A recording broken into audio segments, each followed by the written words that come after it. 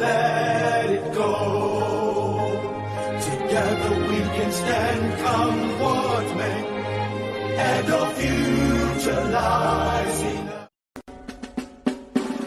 The ancient city is calling. Oh, arise, sons and daughters of the land. The king of the city is marching. Our time to service now. The glory of the new Edo nation will forever be our pride. Beautiful Edo, glorious Edo, you're the heartbeat of Nigeria. Beautiful Edo, glorious Edo, stars are singing over you. You're the land people dream to be. Our treasures are found in all nations, and our greatness is second to none. Our history forever shall be written, how our kings have endured all times. Our people cultured in unity, our hearts beat for the land. Rich culture, stories of heroes, legacies forever be. Beautiful Edo, glorious Edo, you're the heartbeat of Nigeria. Beautiful Edo, glorious Edo, stars are singing over you. You're the land people dream to be. Unite and stand with each other.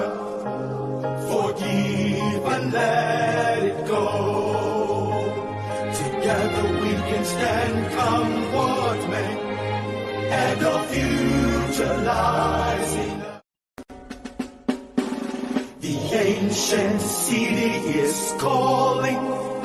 Oh, arise, sons and daughters of the land. The king of the city is marching. Stand up high to the pride of the land. The founding fathers have labored, and the stars are singing over you.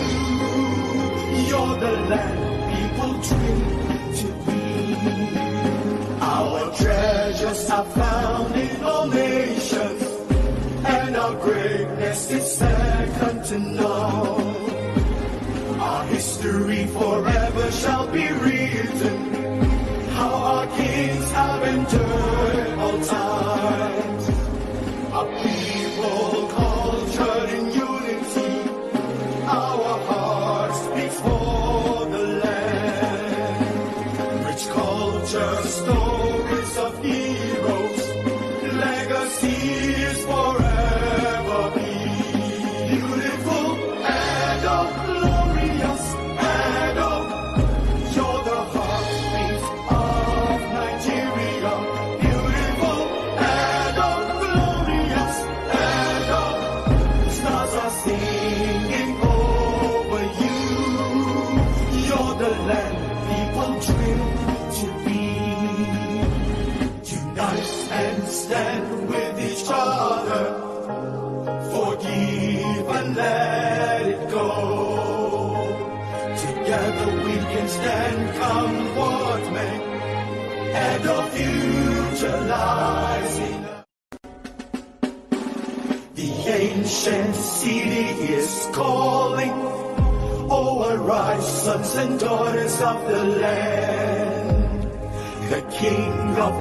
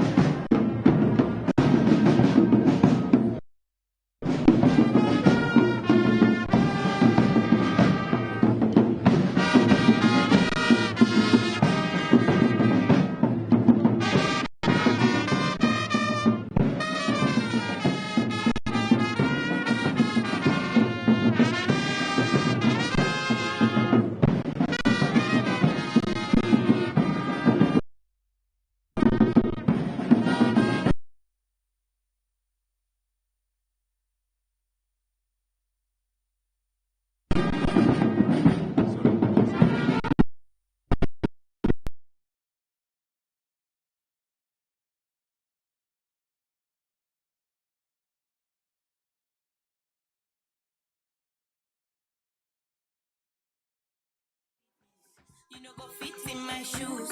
High fashion, Jimmy choose. Wanna sip something and choose tomorrow will be okay. Fortuna, I go make you Joe Dada. Share you get the power. Sweetie passy, I'm a lucky too. Shinji Kagawa, Jesu Christi Lobawa. But them falling yakata.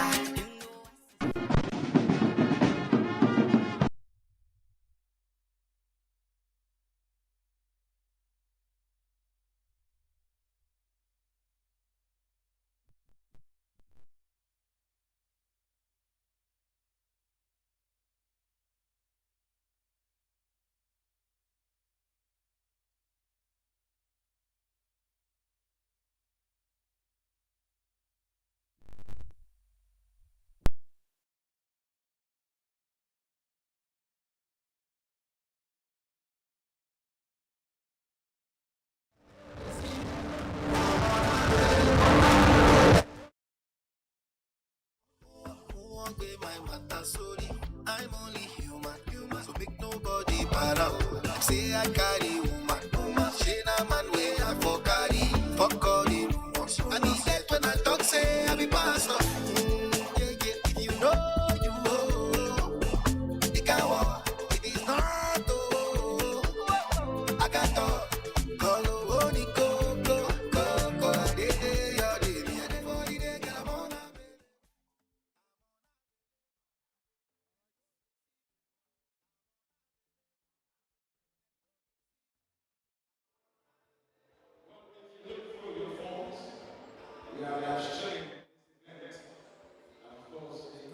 It's already outside inspecting the guard of honor.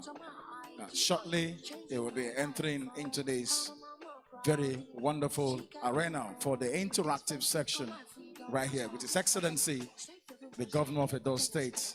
There are only 2 governors I know in Nigeria. Governor Godwin, Obaseki, and the rest. I just said it, and of course, the governor is walking in. Yes. Edo must move forward. Move forward. His Excellency. Backward never. No comfortarism. Move forward. Backward never. His Excellency has been walking into the arena, Obaseki, led by Chief of Staff to Edostate Government, Honorable Side Babu. Here you are. Backward never. Shaibu self na the man. His Excellency. We know Edo must move forward. Move forward. Backward never. No comfortarism. Let's make welcome. Move forward. Backward never. His Excellency. Forward ever. Backward never. Obaseki na the man. We know. Forward ever. Backward never. Shaibu self na the man. We know. Edo must move forward. Move forward. Backward never. No comfortarism. Move forward. Backward never. The governor is here already. They call me Franchise. Peter Production. Please, all cameramen, all pressmen, let's make welcome the governor of Edostate. Very distinguished ladies and gentlemen. Let's make welcome Governor Godwin Nogegase Obaseki. Please put your hands together for him. Please, youth, put your hands together for the governor.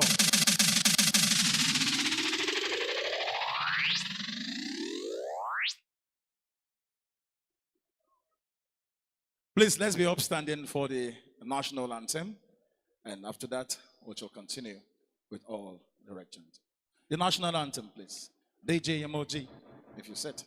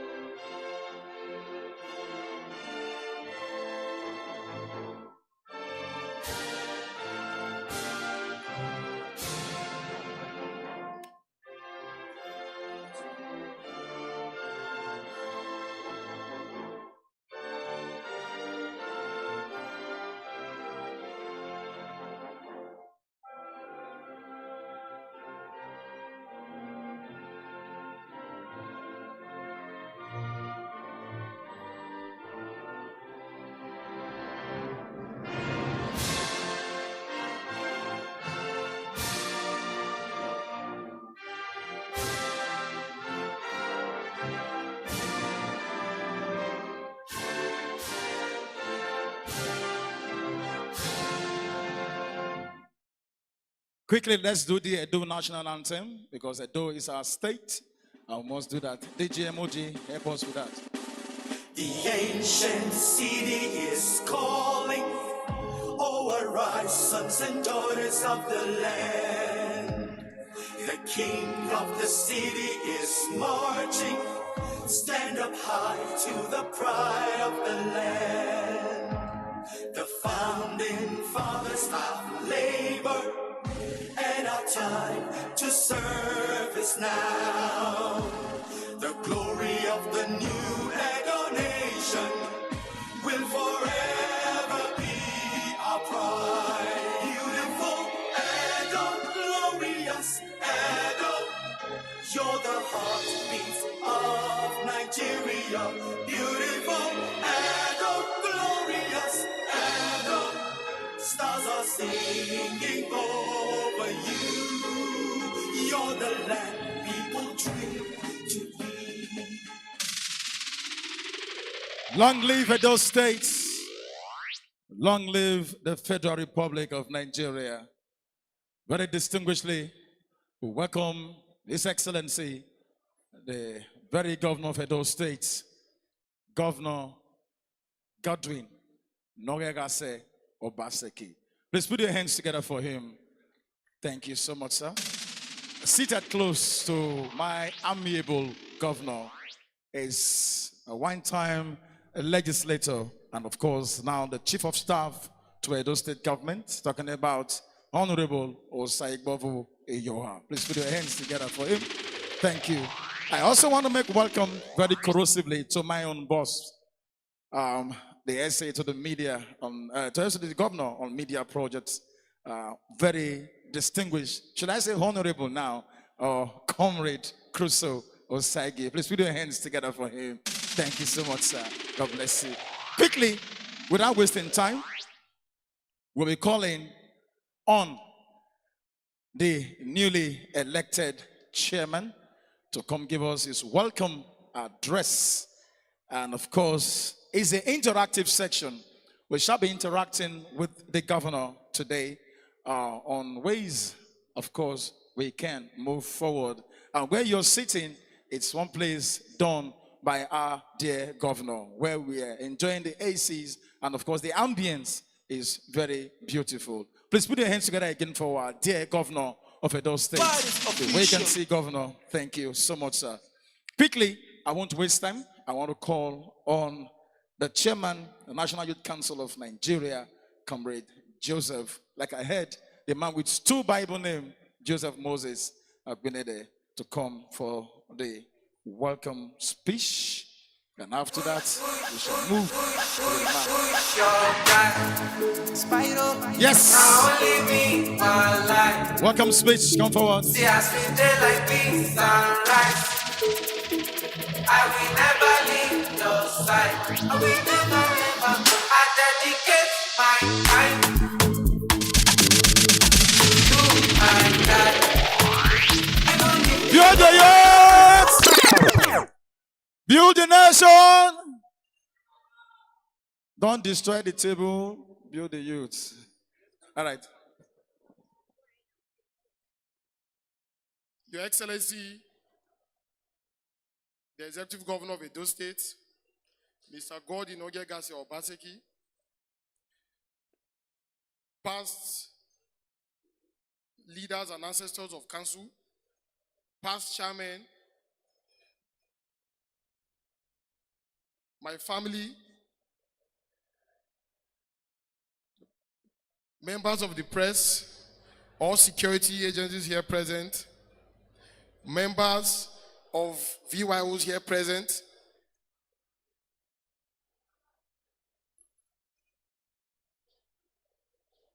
Edo State youth from the 18 local government. Build the youth. Build the youth. Build the youth. Destroy the youth. Your Excellency, on behalf of the over 2 million Edo youths, I welcome you and your entourage to the interactive session.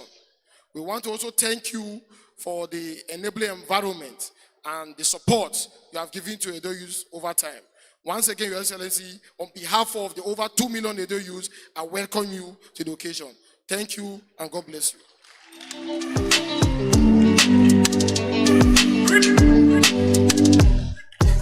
You stand up for your president, chairman. I came suddenly, I be like Peppa Bill. I never since, I never miss. I be smashing, I be killing everything. We are champions. The youth are champions. Remember this. DJ MOT. I'm a legend, they're making, I'm a champion. Yes, we are champions. Our distinguished governor, Edo youth, is solidly behind you because of all you've been doing for Edo people, particularly listed from my chairman here, the upward review of Edostate's salary to 40,000 naira, the reduction of work day. Yes, put your hands together for that. It is not easy. Edostate is the only state paying 40,000 naira. And I was at the stadium that day. The governor promised that if anywhere federal increased, Edostate will follow suit. Put your hands together for my dear governor. Not just that, the governor promised the workers, instead of 5 days a week that you work, because of the harsh realities, he said, work 3 days. Is that not fair? Put your hands together for my governor. Don't. Okay, Tidik goes up for my governor. Half Boza. Complete. All right, thank you. Your Excellency, we are behind you, sir. Thank you so much, sir. Quickly, we go straight to the next item on the program. It's, of course, a remark by Martins. Ogaga is highly represented here by Engineer David Salame, who is a special guest of honor. Please put your hands together for him as he steps forward to give us his welcome. I wanna hold you so tight. Thank you so much, sir. Coming closer. Honorable Salame, representing Ogaga. Thank you so much. You were there by my side. Whenever I'm broken, you make me feel whole. Whenever I'm lonely, you're there for my. Build the youth. Build the youth. Most respectfully, Your Excellency, the Governor of Edo State, Governor Godwin Obaseki, the Chief of Staff to the Edo State Government, Honorable Osaigovo Iyoha, all the members-elect of Edo State of Assembly, all the coordinators of the 18 local government of National Youth Council of Edo State, our National Vice President, greatest UNIBEN leaders, greatest Edo youth. Your Excellency, sir, it is a rare privilege to stand here to represent my friend and brother, who is unavoidably absent, but sent his word as I read thus. He is currently in the United Kingdom, but couldn't make it down here, but he's with us here. Let me begin by saying that I'm deeply elated to be here and honored that my small self is being recognized here today at this very historic occasion. To build the youth, they say, is to build the nation. Today, I am part of this success story of the National Youth Council of Nigeria, Edo State chapter, and particularly historic for me, because first, I am an Edo youth, obviously from Okpe in Akoko Edo local government area of Edo State. And secondly, because it is a landmark indicating the involvement of government authorities in the activities and productivity of the largest age population demographic in our state and in extension our nation. From my many travels within and outside Nigeria, I have concluded that there is no limit to what you can achieve as a youth.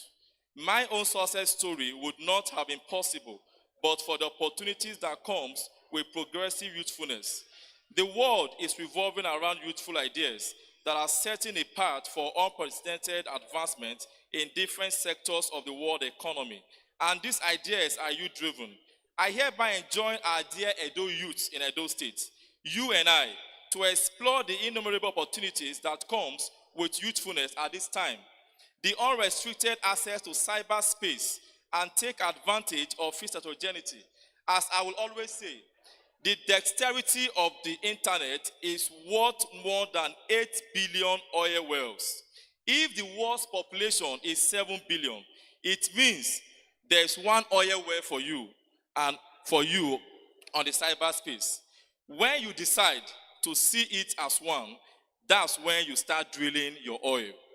I commend the leadership of Edo State government for the advances made at equipping the Edo youths, especially with soft skills. Thank you, Your Excellency.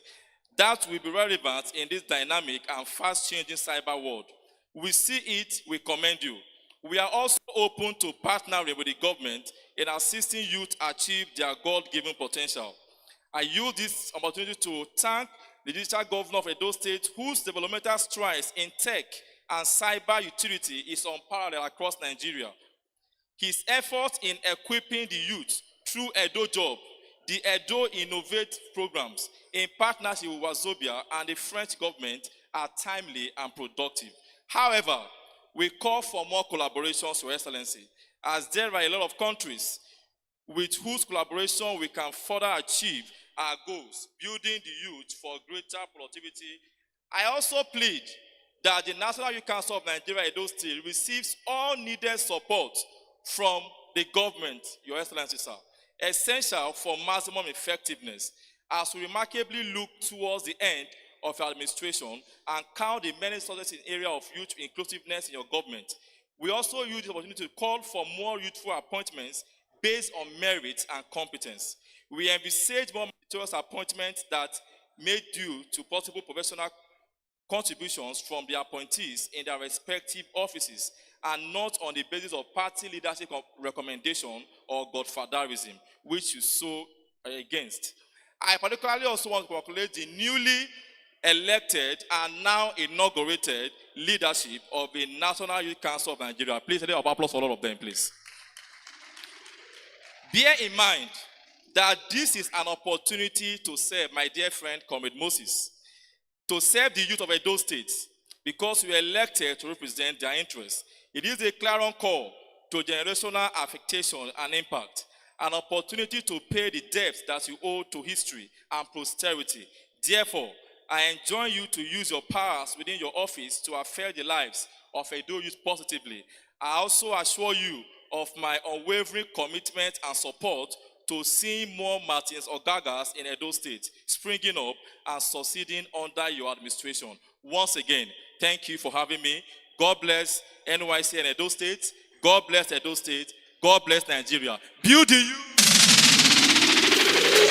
Every good thing you did do to me, it's sweet to me for body. She your loving feel for love me. Wow, wow, wow, wow. Thank you. Go, let's make her go crazy. Well, thank you. Thank you so much. Without wasting time, we have the cultural troupe, of course, before they perform. Let's quickly go to the keynote address we have today. And of course, first on our list is one man I respect so much, an erudite speaker and scholar. Of course, he has done so well from himself. Of course, he's a man of God. He's a reverend, but I wonder where he got his activism from. Distinguished ladies and gentlemen, let's put our hands together for Reverend Olu Martins to come forward and give us his keynote address. Thank you so much. Please put your hands together for him. Thank you so much,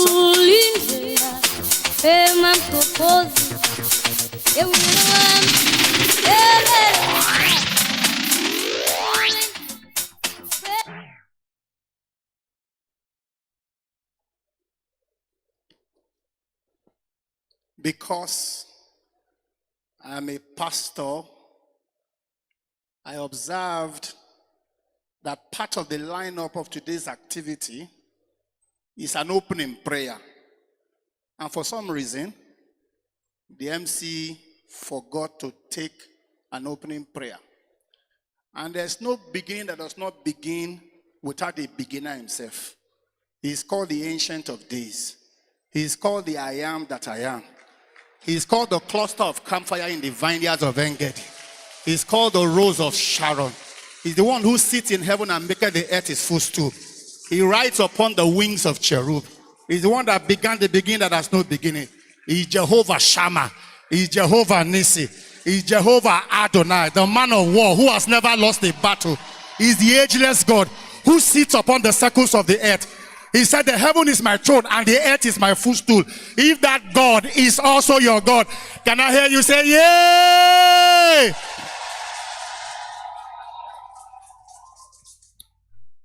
With the permission of the governor, let's take a short opening prayer. Can we rise to our feet? Everybody rise to your feet. Young boys at the back there, rise to your feet. Our Father, we thank you. We give you praise because you are the strength of our lives. We slept yesterday, we woke up this morning. We acknowledge your grace upon us. And we say, may your name be glorified in Jesus' name. We thank you for this great nation. Because the part of Nigeria is a shining light that shines brighter and brighter in the name of Jesus. We declare that no weapon formed against Nigeria shall prosper. We declare that those who want to throw us into turmoil and confusion, we declare they will meet their Waterloo in the name of Jesus Christ. We thank you for Edostate, the heartbeat of the nation. We thank you because the heart of this great state will never stop beating in the name of Jesus Christ. We thank you for our governor. Give him the wisdom, the preparation of the heart, the answering of the tongue is the Lord's. The Bible says, in all your ways, acknowledge him, he will direct your path. And everybody walking around him, we ask for the wisdom to direct the affairs of this nation so that we'll keep smiling as a state in the name of Jesus Christ. Thank you for today's activity because your presence is with us. Thank you because you have started with us, you will end with us.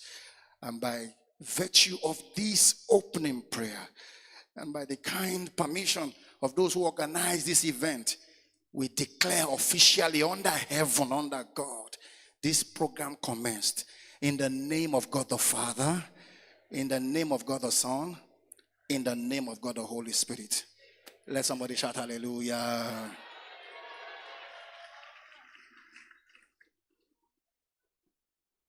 Thank you very much. His Excellency, the Governor of Edostate.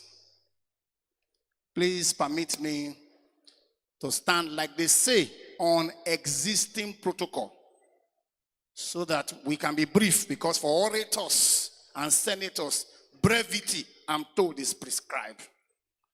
This is a difficult time to not just be a Nigerian, but to be a youth. Nigeria is divided into two now. BS and AS. BS for before subsidy and AS for after subsidy. And many of us are lucky to transmogrify from BS to AS. I tell people, if you have lived in this country for the past 8 years under the past administration, you don't need training again. You are qualified to be a colonel in the British Army. Because what we see in this country is enough to qualify you to be a colonel in the British Army. Nigeria is challenging, but we are glad that in the midst of the challenge, we have people who have risen up like the phoenix and who are attempting to change the fortunes of the Nigerian people. So I'm glad to be an Edo man. Like Jero said in his book, I'm an Edo man by birth and by proclivity. Let me thank the just inaugurated members of the Nigerian Youth Council. But let me say that youth is not merit. It's not enough to be a youth. Youth without capacity is just age. Because we have had people who were youth who went to national offices and they became a total fiasco. One of it is a governor, a governor who was just 41 when he became governor. You would have thought he would have been quintessential, but he was not quintessential. In my opinion, he made a complete misrepresentation of youth. We have another young man in the House of Assembly. I have forgotten his name. Some people call him Desmond Idiot. Some others call him Desmond Elliot. But from the kind of representation we have, you would agree with me that for some reason, young people go into offices, and somehow they are not able to make anything out of it. And that's why I like to share my experience. When I got into university, when I got into Ambrosio University, then BENIN State University, then Edostate University, now Ambrosio University, First Mechanized Division, National Association of Nigerian Students. There are only 2 universities, ECBOMA and the rest of them. If you are an ECBOMA student here, can I hear you say, Boza? And so when I got into ECBOMA, it was not an easy time to be in ECBOMA. I got into ECBOMA when confraternity had gone from confraternity to armed robbery. When confraternity had gone from cultism only to become stealing and burning. I remember an experience once. A woman came to visit the daughter, and these boys broke into her apartment, and they raped the mother, and they raped the daughter. In fact, when the daughter was resisting, they eventually succeeded in raping her, and unfortunately stuck a bottle in her private part. She bled to death. It was at that time that I became student union president. No wonder Martin Luther King says, the true test of a man is not where he stands in the periods of comfort and conviviality. The true test of a man is where he stands in the periods of crisis and confrontation. So, now that Nigeria is difficult, young people need to realize that it's not enough to be young. You must build your competencies. You must build your capacities. Unfortunately, we do not have the mentors that we used to have. Gone were the days where if you say you had a student, you were a student union president. Your articulation was top-notch. Your English was cut to size. When you deposited and then you spoke, there was nothing to correct in it. But for some reason, you meet student union leaders today, and then their English is not what it used to be. Even when they interact with us, you are wondering, how did they become student union leaders? Because we have a structural defect in this country. This country is a country that changes your dream. You enter into university wanting to read medicine. University will give you biochemistry. They will give you biology. We have lecturers who have no business being lecturers. I told one of my lecturers who was reading a book to lecture me. I told him, if you read a book to lecture me, expect that when you set exam, I would also read the book to answer the exam for you. Because what is good for the pregnant woman is good for the man that gave her the pregnancy. So we need mentorship. We need people who have been into public office, who realize that there's something about public office, who are simple about it, who are able to recruit young people and give them the much needed encouragement that they need. My father was never a rich man. My mother was never a rich person. He was Archbishop Idahosa that said, I'm an inferior from the interior, but I'm appointed by the superior. And that's why I want to encourage young people. I want to encourage this. I want to thank the governor for creating the enabling environment for young people to foster. I see members of the House of Assembly, and I'm grateful that we have members of the House of Assembly here.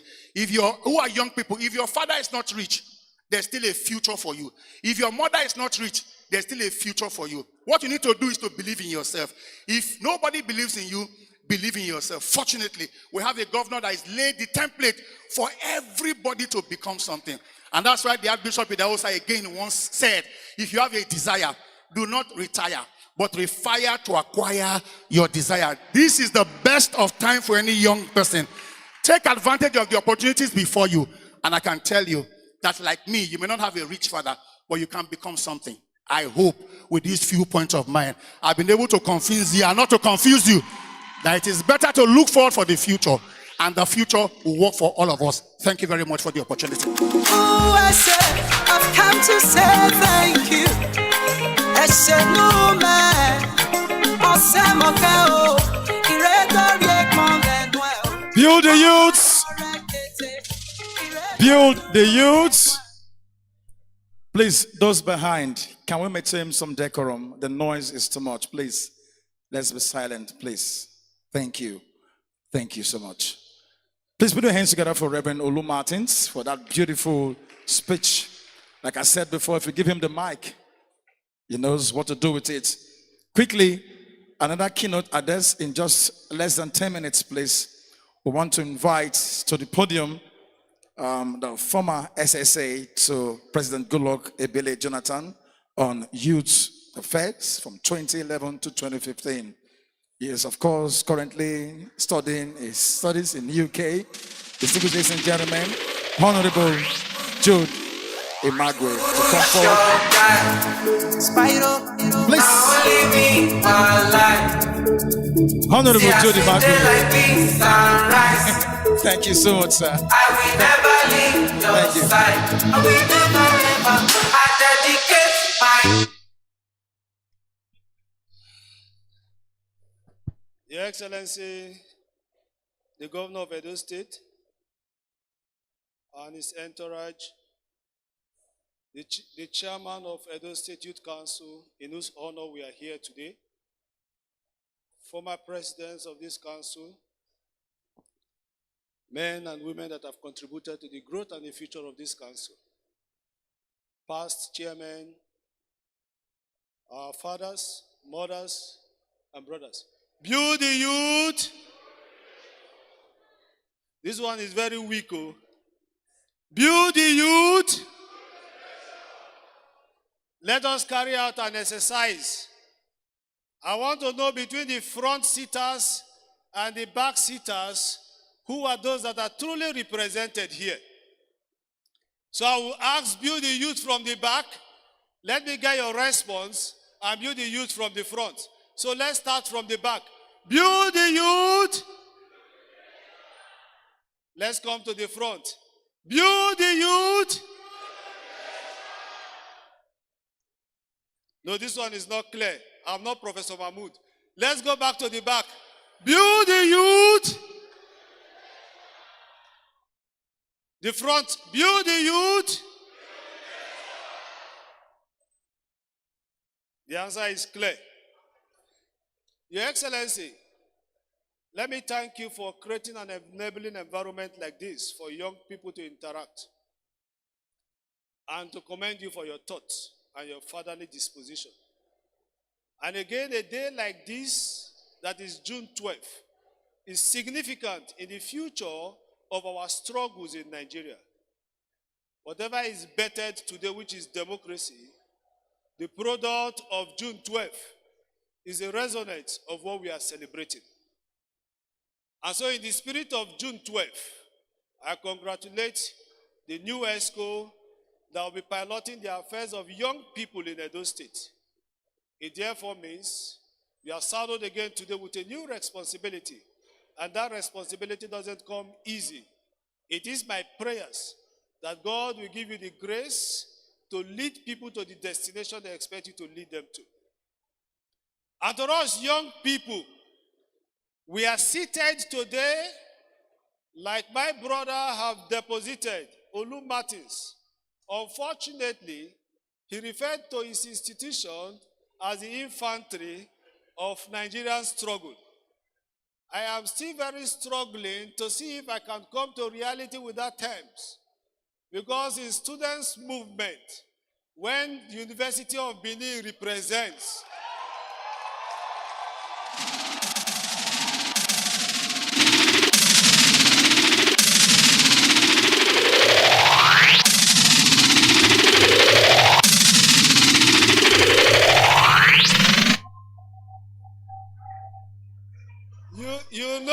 you know that those days that we were growing in the university,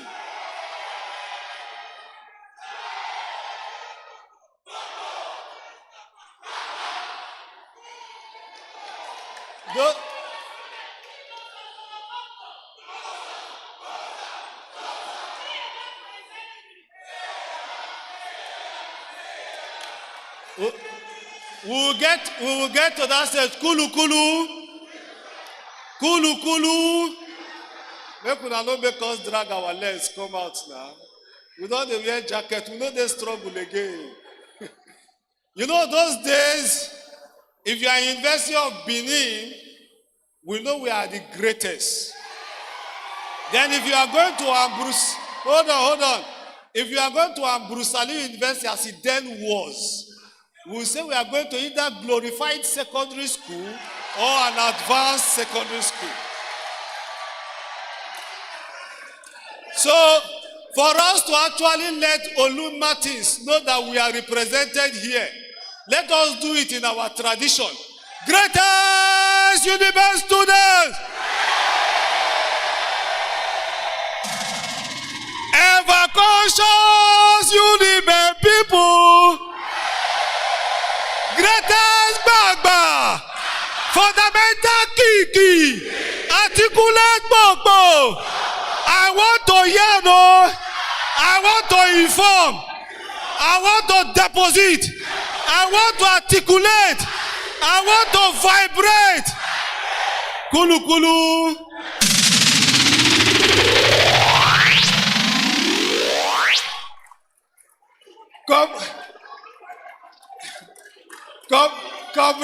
Comrade Martins. Comrade Martins. The advantage I have is that you have spoken before me. And unfortunately, you may not have the privilege again to repeat such things. So thank you, MC. So my dear brothers and sisters, on days like this, it is usually significant we take advantage of the occasion. Like Dr. Olumartin have said, there are a whole lot of challenges that affect young people. But I am no longer concerned about the challenge because, like I have told people, we are not the problems, but we are just victims of this problem. They have created these problems down, and we are inheriting them. But again, we are saddled with a responsibility to either define these problems to extinction or to continue to allow them to remain in perpetuity. And that choice is a decision we must continuously make in every function we find ourselves. The question you must ask yourself is, what are young people discussing outside the globe? What are young people discussing on a daily basis? What are you discussing too as a young person? What is your contribution to societal development? And how do you want to be represented? I have argued with people and I have told them that nobody can represent you better than yourself. And if we as young people continue to say we have the numbers, and the numbers during decisions do not reflect, then it's as good as us not having those numbers. It is an effort we must decide to begin to make collectively. And that is why today I want to challenge the chairman of the Edostate National Youth Council. You owe the people of this state a duty. You are lucky on the day of your inauguration, you have the governor sitting with you and listening to what you are going to be saying. For me, it means you do not have any business to say you will fail. Because the father of a state is a governor. And the man that should listen to the challenges of young people who divinely you have been elected to represent is seated with you. So all you need to do is to first articulate your programs. Put your programs together like we discussed yesterday and meet His Excellency. Excellency, Mr. Governor, these are the programs I have for young people. And Your Excellency, let me use this opportunity to say thank you. Let me thank you because I have seen young brothers of ours today in the State House of Assembly. And I've always told people that executive is not the problem of any nation's development, but the legislative arm of government. Because if you have legislative arm of government that are people with focused vision, that have the capacity and ability to design policies, the executive will function. And I thank you, Excellency, for having today the State House of Assembly dominated majority by young people. It is a plus to Edostate, and it is a credit to your vision. Because the people we have there today, majority of them, if they see me, they will run. Before some of them, if we see them, we must either consider to lie down to say good morning, sir, or good evening, sir. We do not know how to ask them about our constituency project. But when you have young people represent you, if you cannot catch them in the State House of Assembly, you bracket them according to our language in their houses. When you corner them and say, guy, how far? You are representing me, but you are not representing well. What is happening? So, Your Excellency, we thank you. We thank you for so many other initiatives you have created. And I tell people, it's just like waking up and saying you want to shed weight. That is what policies are, and that is what reforms are. And these are some of this progress that we are seeing in the state. These are structural development. You don't go to gym in the morning and you lose weight in the afternoon. You must be consistent. You must remain focused. You must be accommodative, and you must be disciplined. If your gym instructor says do A and you are doing B, then you are not following him. So I'll talk to Edo people that there is government and there is the people. The government of Edo State has designed lots of programs and lots of projects articulated in their vision. And the citizens of Edo State are on the other side. Now what is lacking and what is left is those that are to become the communicators of the government. And this is where the National Youth Council of Nigeria comes to stand. You must bear the responsibility of representing young people. I must equally take the duty of visiting the leadership of the state and letting them know the feelings of young people. I'll tell you two of my stories. As an advisor to President Goodluck Jonathan, in several occasions we quarreled. He's my father. And I don't think in recent time past I have seen any president that is as gentle, as simple, as tolerant, and as passionate as Dr. Goodluck Jonathan. He's a father at any time and is willing to listen at any time. When we had the issues of NECO was to be prescribed sometime in 2014 because of so many irregularities. Our meetings, the ministers, the then president of us, the secretary of the NECO, and they gave several justifiable reasons why NECO should be prescribed. And I was pained because we were fighting issues of unemployment. And we are talking about prescribing such an organization like NECO. First, if you have 80,000 staffers of NECO, about 40,000 of them are married. Another 20,000 of them are parents. Another 20,000 of them have their parents. Another 20,000 of them have dependents. So you have a chain of people that depend on what comes out of their salary from them. So I said NECO was not the problem. The problem were the managers of NECO. The people that set the exam are the problem. Parents carry their children to exam centers and compel the vigilators to make them pass.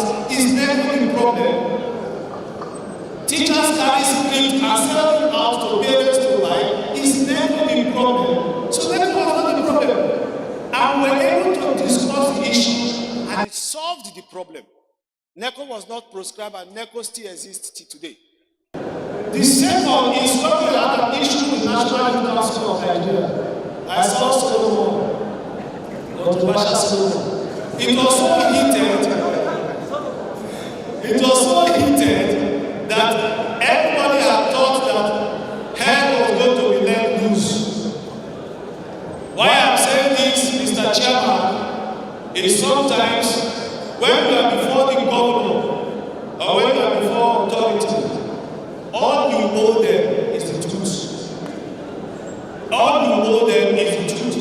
Whether they tend to like it or they don't like it, tell them how it is. Because you are not representing yourself, you are representing your people. And I always tell my principal, sister, I'm carrying the burden of young people on my shoulder. Whatever character I demonstrate before you is not me. It is how they feel. So tolerate me. When the youth council issue came up, I stood my ground. And I'll thank the governor after this because of what has just happened in Edo State. I stood my ground.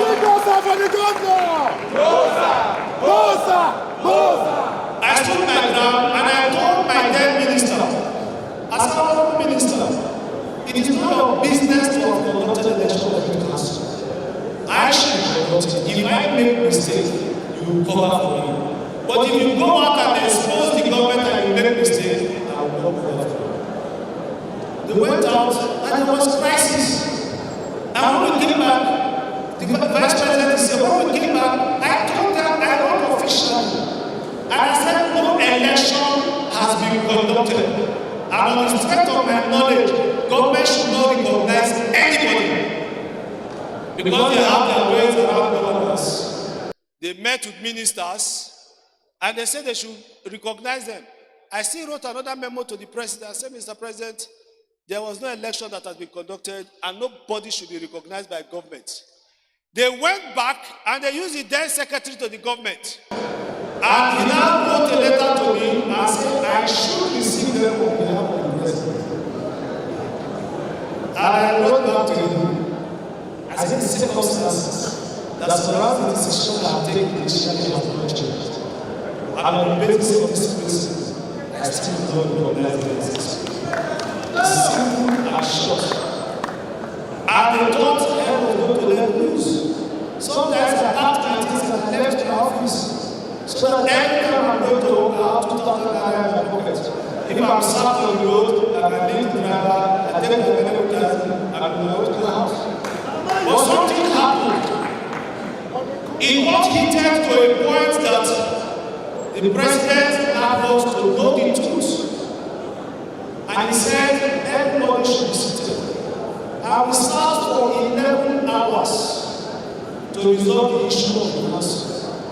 Our fathers in the council will do everything that happened. And we found a way out of it. Somewhere along the line again, agents that do not want government to succeed, they went behind and sabotaged the process. Your Excellency, anytime you are challenged for things you are not doing, it is not that you are not doing it. There are people that then everything who don't want you to see your mistakes. That's how governance is. And you must raise up to that challenge. You must understand that at all times everybody will not be there. And Mr. Chairman, sir, you see everybody you have gathered here today, they are seated because a mantle of new responsibility has been placed on your shoulder. Coincident that I was thinking my brother on what he was going to say. You are there two religious men, Moses and Joseph. I know what the scripture said about Moses. Moses led the children of Israel out of Egypt. And what did Joseph do? Joseph was the man that stood when there was supposed to be famine, and God exposed himself to him. There have been challenges in the council. You have been blessed at this time. It is my prayers that you do not abuse the privileges. It is my prayers that tomorrow will not have any reason to be seated to discuss your issue. It is also my prayers that you open your ears and listen to those that are your fathers. They will tell you fight. If you fight, you will fight and you will be out of it. But that office will still there.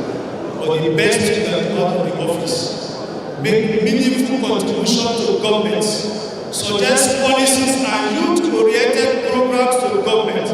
Tell government how government need to cope the insecurity in our 18 local government through youth active participation.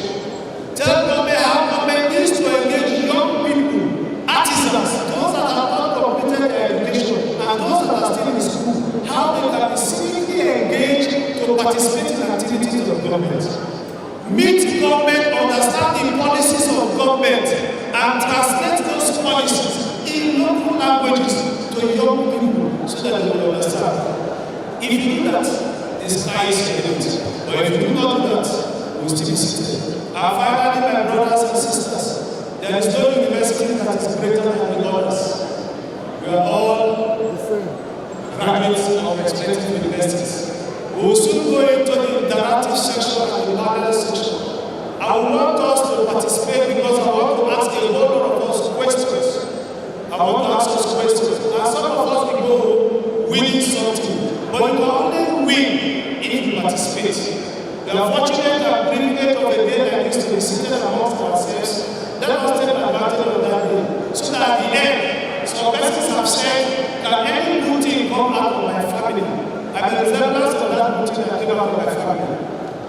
tell you my story, you will know where my glory is coming from.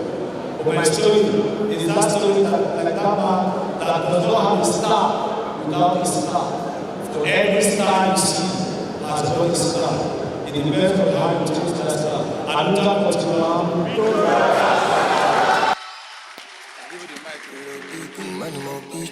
Please, distinguished ladies and gentlemen, let's put our hands for Comrade Jude Ragbe. Please put your hands together for him. Thank you so much.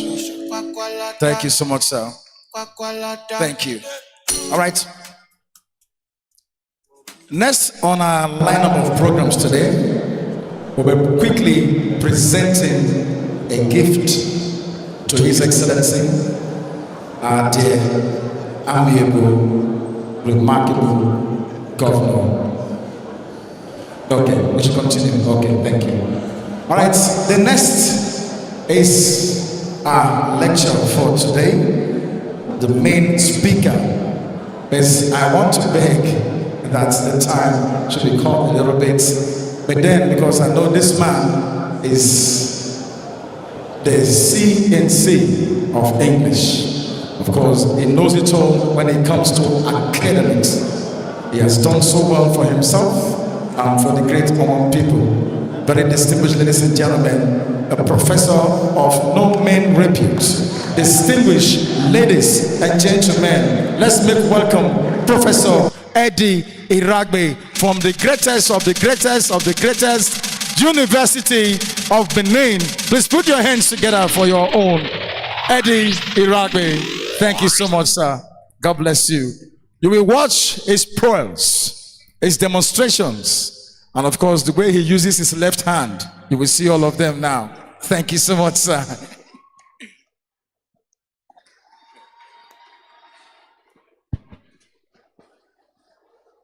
Your Excellency, the Executive Governor of Edostate, of course, who had the anointing of being a Godwin even before he contested. Our own other members of the executive here present, members of the legislative arm of government, the newly sworn-in president of the Youth Council of Nigeria. I seem to almost be out of sync with the age limit here, and that is that the youths have been talking in quotes, and this elder, this grandfather, both in profession and in real life, is being called upon to also be part of this proceeding. I want to say it's a real privilege, and I want to thank His Excellency for having made it possible for me to be here. And that is that at this moment, as a university lecturer at University of BENIN, we are trying to be marking scripts and getting ready for the commencement of the next semester. But immediately, I got to hear that the governor was going to be involved here. I put aside all other engagements. And that is because the students, or former students that are talking here today, by the special grace of God, they were there, babies where we were in university, already lecturing. And the great news I'm bringing to you is that we that look so old now in quotes, we were here like this before. Which is the normal saying that the young shall grow. The importance of my stepping up here is that I'm coming with a dossier, what I call a CV that is very, very robust and rich when it comes to management of youth, management of students. And that is because I was at a time dean of faculties, both in UNIBEN, Biosity, outside university, not too long ago, Godwin University and all. I was privileged. Judy Mago is up. At the time they were doing the activism of students in UNIBEN, I was the dean of students of the University of Benin. Greatest university student. greatest UNIVENT students, the greatest of the greatest of the greatest Nigerian students. I was just whispering to the living ancestors just now that to still tell you that we are on. DJ, give me a current music first before I start. To tell you what we used to do when we were in.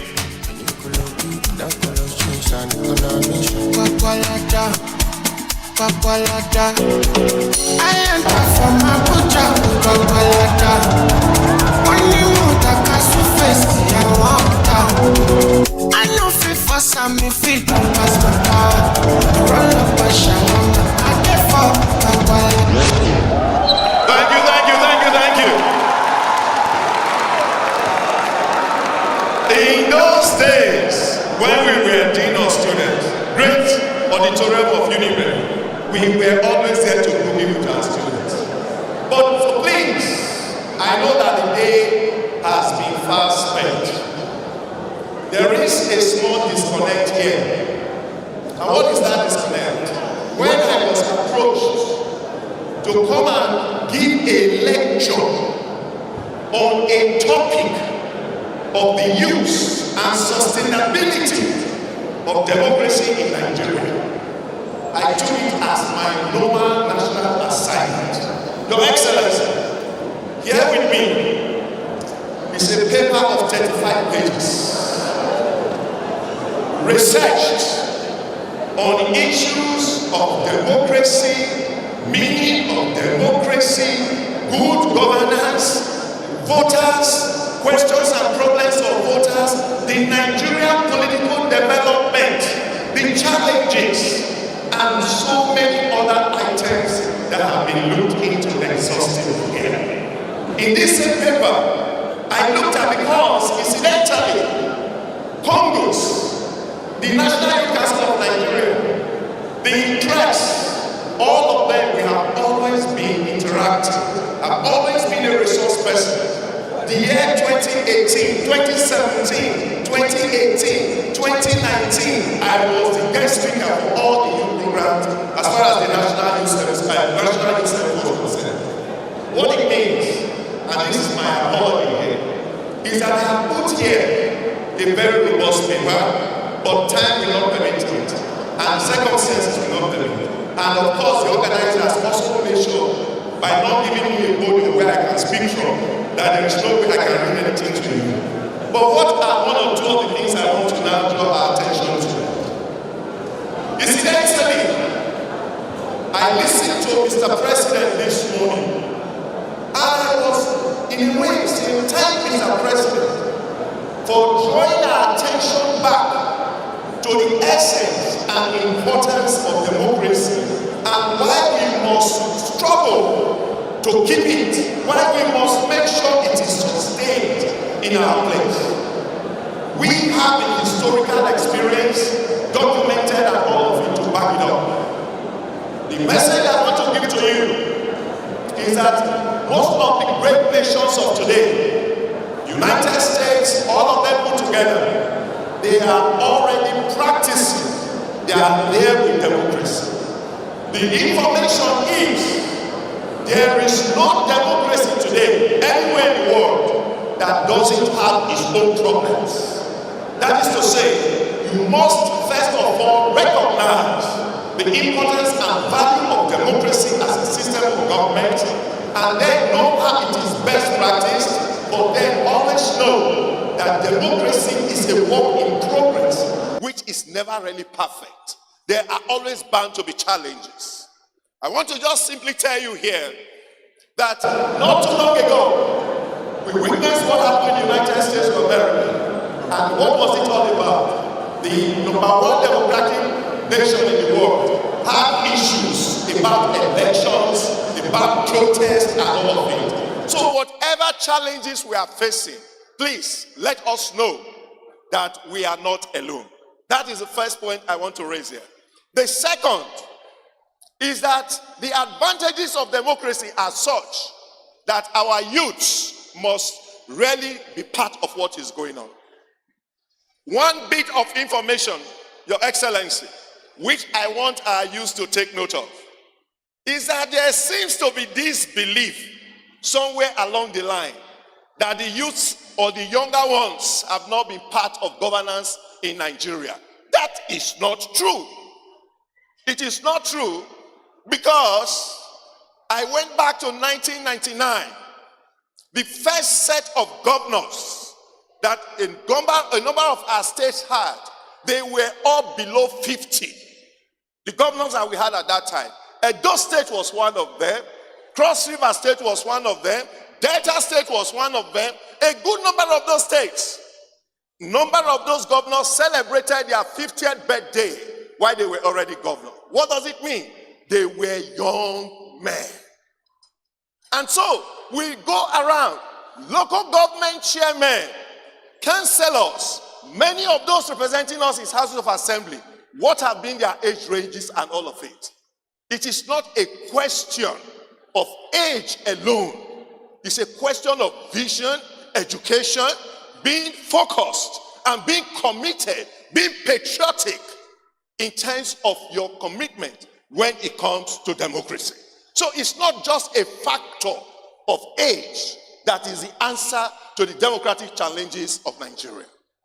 The other point I want to raise quickly is that Nigerian youths have been participating in politics. The question is, how have they been participating? A good number have registered. Some have been voting, which is one way of participating in politics. Others have been going around during campaigns.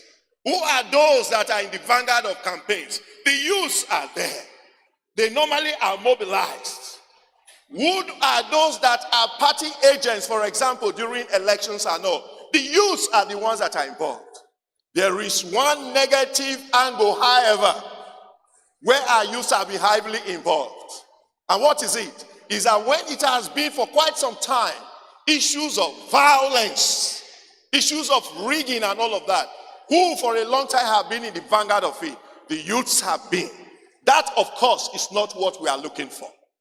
Rather, is that our youths should continue to be sensitized, to know that they have a role to play in those positive angles that we have identified.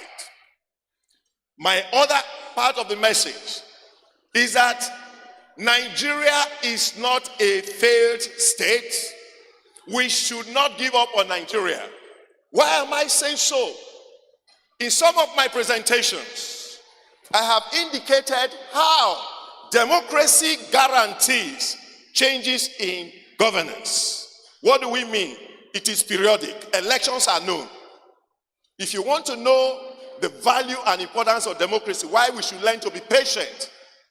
Just how many weeks ago, Nigerians were beginning to say that no, the president in place, those within, there was need for change. There was no coup that happened. It was not that anybody in quote was directly forced. They went through electoral process. And by today, there's a new government, new vision, new articulation, new personnel that is there at the national level. I have boasted many times, Your Excellency, that Edostate stands as a credible example and reason why we should support democracy. Why do I say so? Since the return in this fourth republic, as we call it, Edostate has been privileged. We had His Excellency, at that time Benin, he left. What happened? We know Shomole came on board. What happened? Our own Excellency now came on board. What has happened? We have seen new vision. We have seen new tactics, new style, new vision as to how the state can really develop. And we are saying that if Edostate can change so positively to the extent that it's now becoming a reference point for other states, a reference point for other parts of Africans, a reference point by international bodies, it follows that what Edostate has achieved, Nigeria can also achieve it if the right leadership gets to be in position as far as our country is concerned. So, as we try to wind up, because we're going to be interacting, I'm calling on all of us to be part of it. Great Nigerian youths, I'm coming with a message. I told my elder, Chief Omo Azubene, that this time in Nigeria, there is a cliche or point that is being raised. Who education help? Who education help? And that is that so many of us are erroneously trying to play down on the importance of education. Anybody that is doing that is doing that at his own peril and ultimate disaster. Why am I saying so? It is that today, myself, for example, when I went to the United States of America for my PhD, all expenses paid by the United States government, it was education that made it possible. As we speak today, you don't have to go through the Sahara Desert. You don't have to go through the Mediterranean trying to drown. What is the key that can still help you for those that want to leave this country without all those illegitimate means? Education is still the key. As we speak today, the doctors, the nurses, the education people, those that are moving, they are not dollars. They are people that had acquired education. And one of the great things we must thank His Excellency for is that he's a silent worker, and he needs, like someone mentioned, people to articulate well the great innovations and things that are happening in our state. And what are we referring to? Education now is no longer just you pick the degree and you remain there. There must be creativity, there must be innovation and ideas that you must now acquire along the line. Edo jobs, Edo skills, all of those things are part of building our people to know that yes, education is a foundation, but with it, you have to improve so that at the end of the day, you can be marketable anywhere, anytime. And so, I want to end on this promising note. I call it a promising note. Nigeria seems to be difficult now, no doubt. But do you know the good message I bring to you as a professional, historian, and international studies expert? Is that the Nigeria we are looking down on today has made thousands and millions of Nigerians. What do I mean by that? For those of you that don't know, a time it was that in a whole community, a whole village, they'll be talking of 1 graduate, 2 graduates, or something of that nature. But what do you have today? Almost every home in Nigeria today, especially in the south, especially in Edostate, you find that in some, almost everybody is a graduate, almost everybody is already educated. It's Nigeria that has provided that. It is that this same Nigeria has made it that so many of our people are being able to get gainful employment. We must differentiate between government employment and gainful employment. Why do I say so? When I left the university, I had about 4 jobs at the same time. I read history. I had 4. I did not take any of them. Immediately, I went for my master's degree. I wanted to continue my education.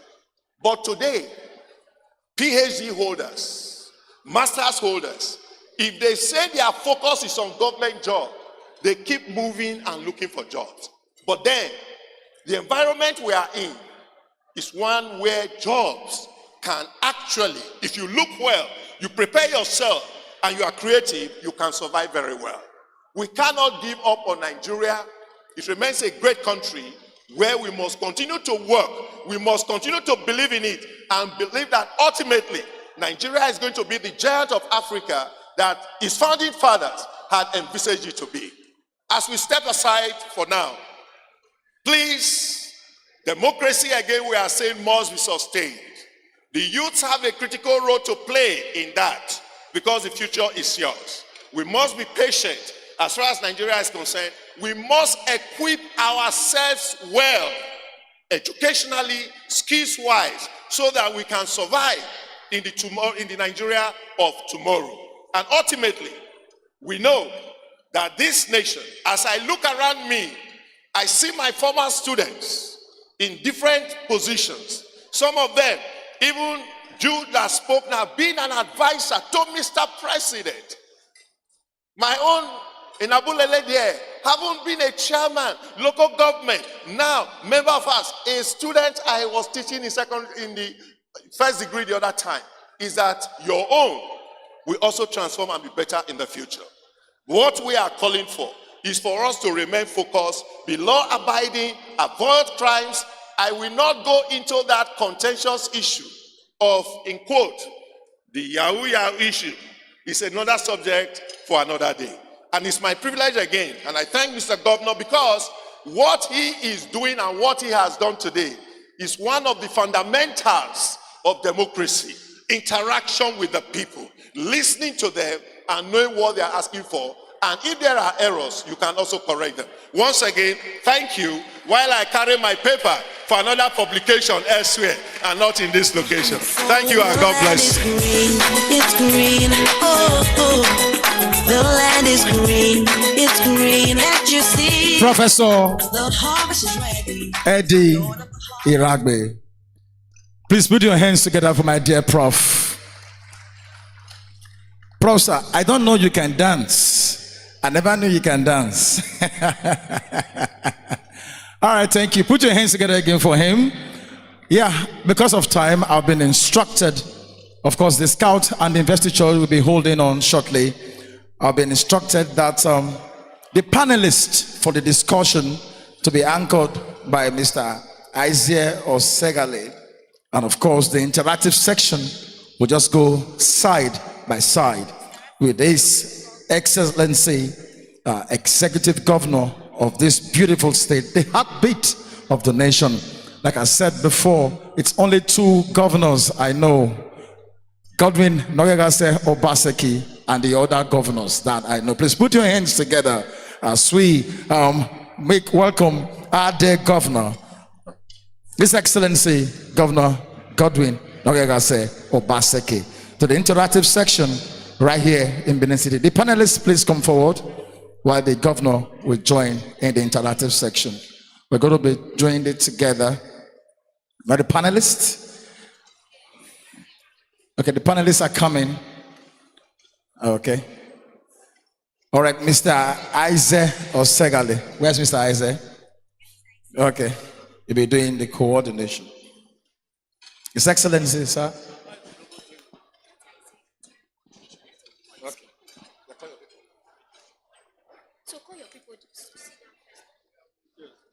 Your Excellency, the Executive Governor of Edostate, Mr. Godwin Obaseki, will ask that the panelists take their seats, and then we will do a brief introduction of the panelists, and then we'll invite His Excellency to join before the panel will be formed up officially.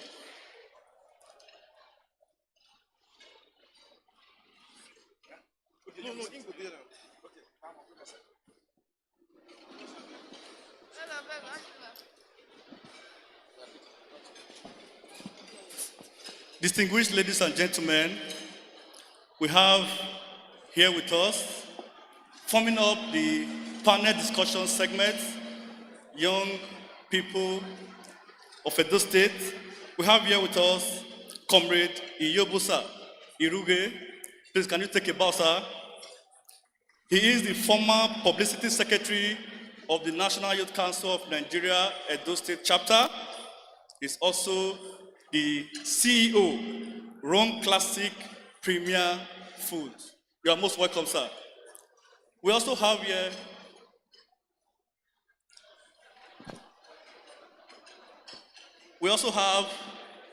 as a member of the panel, Ambassador Odunze Caleb Eberechukwu. Please, you could take a bow. He is the State Commander of Command of War Nigeria, Edostate Command. He's also a former National Assistant Secretary of the National Youth Council of Nigeria, and also the current chairman of the National Association of Uniform Voluntary Organizations in Edo State. He's also the CEO of Telbest Limited. You are most welcome, sir. The wonderful lady in our midst is Miss Imasoge Osa Temple Wonderful. She's a public health practitioner. She's the youth coordinator of the Nigerian Red Cross Society Edo State branch. You are welcome. Last but not the least, we have Comrade Peter O. Agwebo. He is the Executive Director, Mind Initiative. He's also an inclusion advocate and not too young to run champion. You are welcome, sir. And I will be anchoring this panel discussion segment. I am Ambassador Isaac Nuse Jonathan Usegali, the State Secretary, Royal Ambassadors of Nigeria, of the Nigerian Baptist Convention. I will now request that we have His Excellency join us as we progress formally to this panel discussion.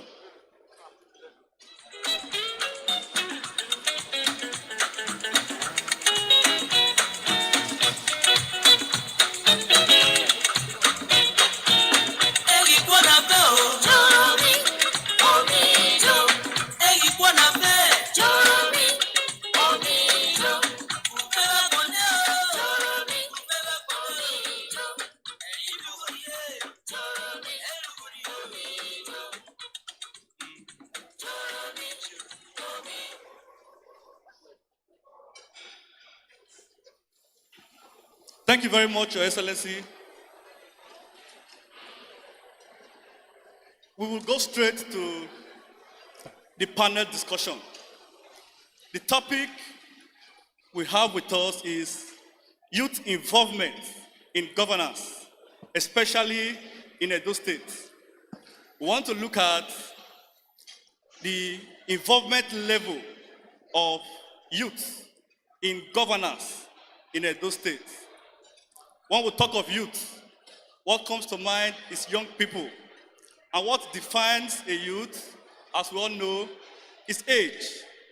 And by the youth policy, the age bracket for youth is pegged at 18 to 30. But for the National Youth Council of Nigeria, by our constitution, it is pegged at 18 to 35. In some other climes, they have extended to say, if you are still 40, you can be classified as a youth. But whichever we have decided to adopt, we will not be wrong to look at young people generally, especially as it relates to people within the age bracket of 18 to say 40. Now, we are looking at the involvement of these people, this set of people in the governance in Nigeria, especially in our dear state, Edo State. And governance, as it were, is different from government. But we should also be careful to narrow it to government as it relates to the functionality of government. The process in which government is run is what we call governance. So with this in mind, I'll go straight to Mr. Iyobosa Iruge. In your own opinion, sir,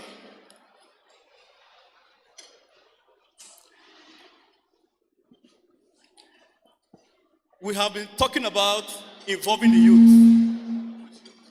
We have highlighted, we have heard from different speakers how they have mentioned the importance of engaging or involving the youth in politics or in governance, as it were. The question now is, what are the key reasons why it is important to involve the youth in governance? Is there something special about the youth that they can bring into governance that makes it very important for youth to be involved in governance and even in the government? Over to you, sir. Okay, thank you very much. First, I want to acknowledge His Excellency, the Executive Governor of Edostate, and all leaders here present for the sake of time. First, as young people, we are full of energy. So one would expect that the most active time of any human being is your youthful age. And that is why as young people, it's expected that we participate because we still have the energy, we still have the resourcefulness, we still have the wherewithal to participate. Let me answer that question further by sharing an experience. In 2015, for instance, President Barack Obama, the then president of the United States of America, saw that there was a gap, there was a problem in Africa, a problem of leadership. And he established the Young African Leaders Initiative in 2015. I was privileged as PRO of council then, and I applied to be among 100 persons within West Africa to be trained in Accra, Ghana on leadership. This is because somewhere in the United States of America, the then president saw that there was a gap of leadership in Africa and saw the need to fund a training for young persons. And that after that training, my perception, my energy towards governance changed. And I feel as young people, if we are able to organize trainings, because it's not just enough to participate. What are you bringing to the table? Do we as young people, do we have character? Do we have competence? Do we even have the courage? My leader said something about speaking truth to power. If, for instance, you happen to be a special advisor or a senior aide to the governor, do you have the courage to be able to tell him what the truth is, if it arises? So I think as young people, it is important that we look at the character and the competence and the courage. That way, you'll be able to face any task at whatever level. Thank you. Thank you so much, sir, for that wonderful answer to the question. In summary, it is important the youth are engaged in governance because they have the strength in them. And also, they have the courage to speak to power. Thank you so much, sir, for that. Let me move now to my very distinguished friend, Ambassador Ebere Eduze. You have been a national officer of the National Youth Council of Nigeria, and as such, we hold you in high esteem as one of our national leaders. Bearing in mind the essence for which the National Youth Council of Nigeria was formed, was set up, how do you think the National Youth Council of Nigeria has been able to address the issue of involving young people in governance, transcending from youth council politics to the mainstream politics? Over to you, sir. Thank you very much. Your Excellency and every other distinguished personality here present. There's one belief that I have, and it has actually been working for me. If you must be successful in any office, either at the level of the youth council or also entering into mainstream of politics, you must be able to understand what community service is all about. And that is where National Council comes to play. Every successful participant in the National Youth Council are always successful leaders when they are given opportunity to play a role in governance.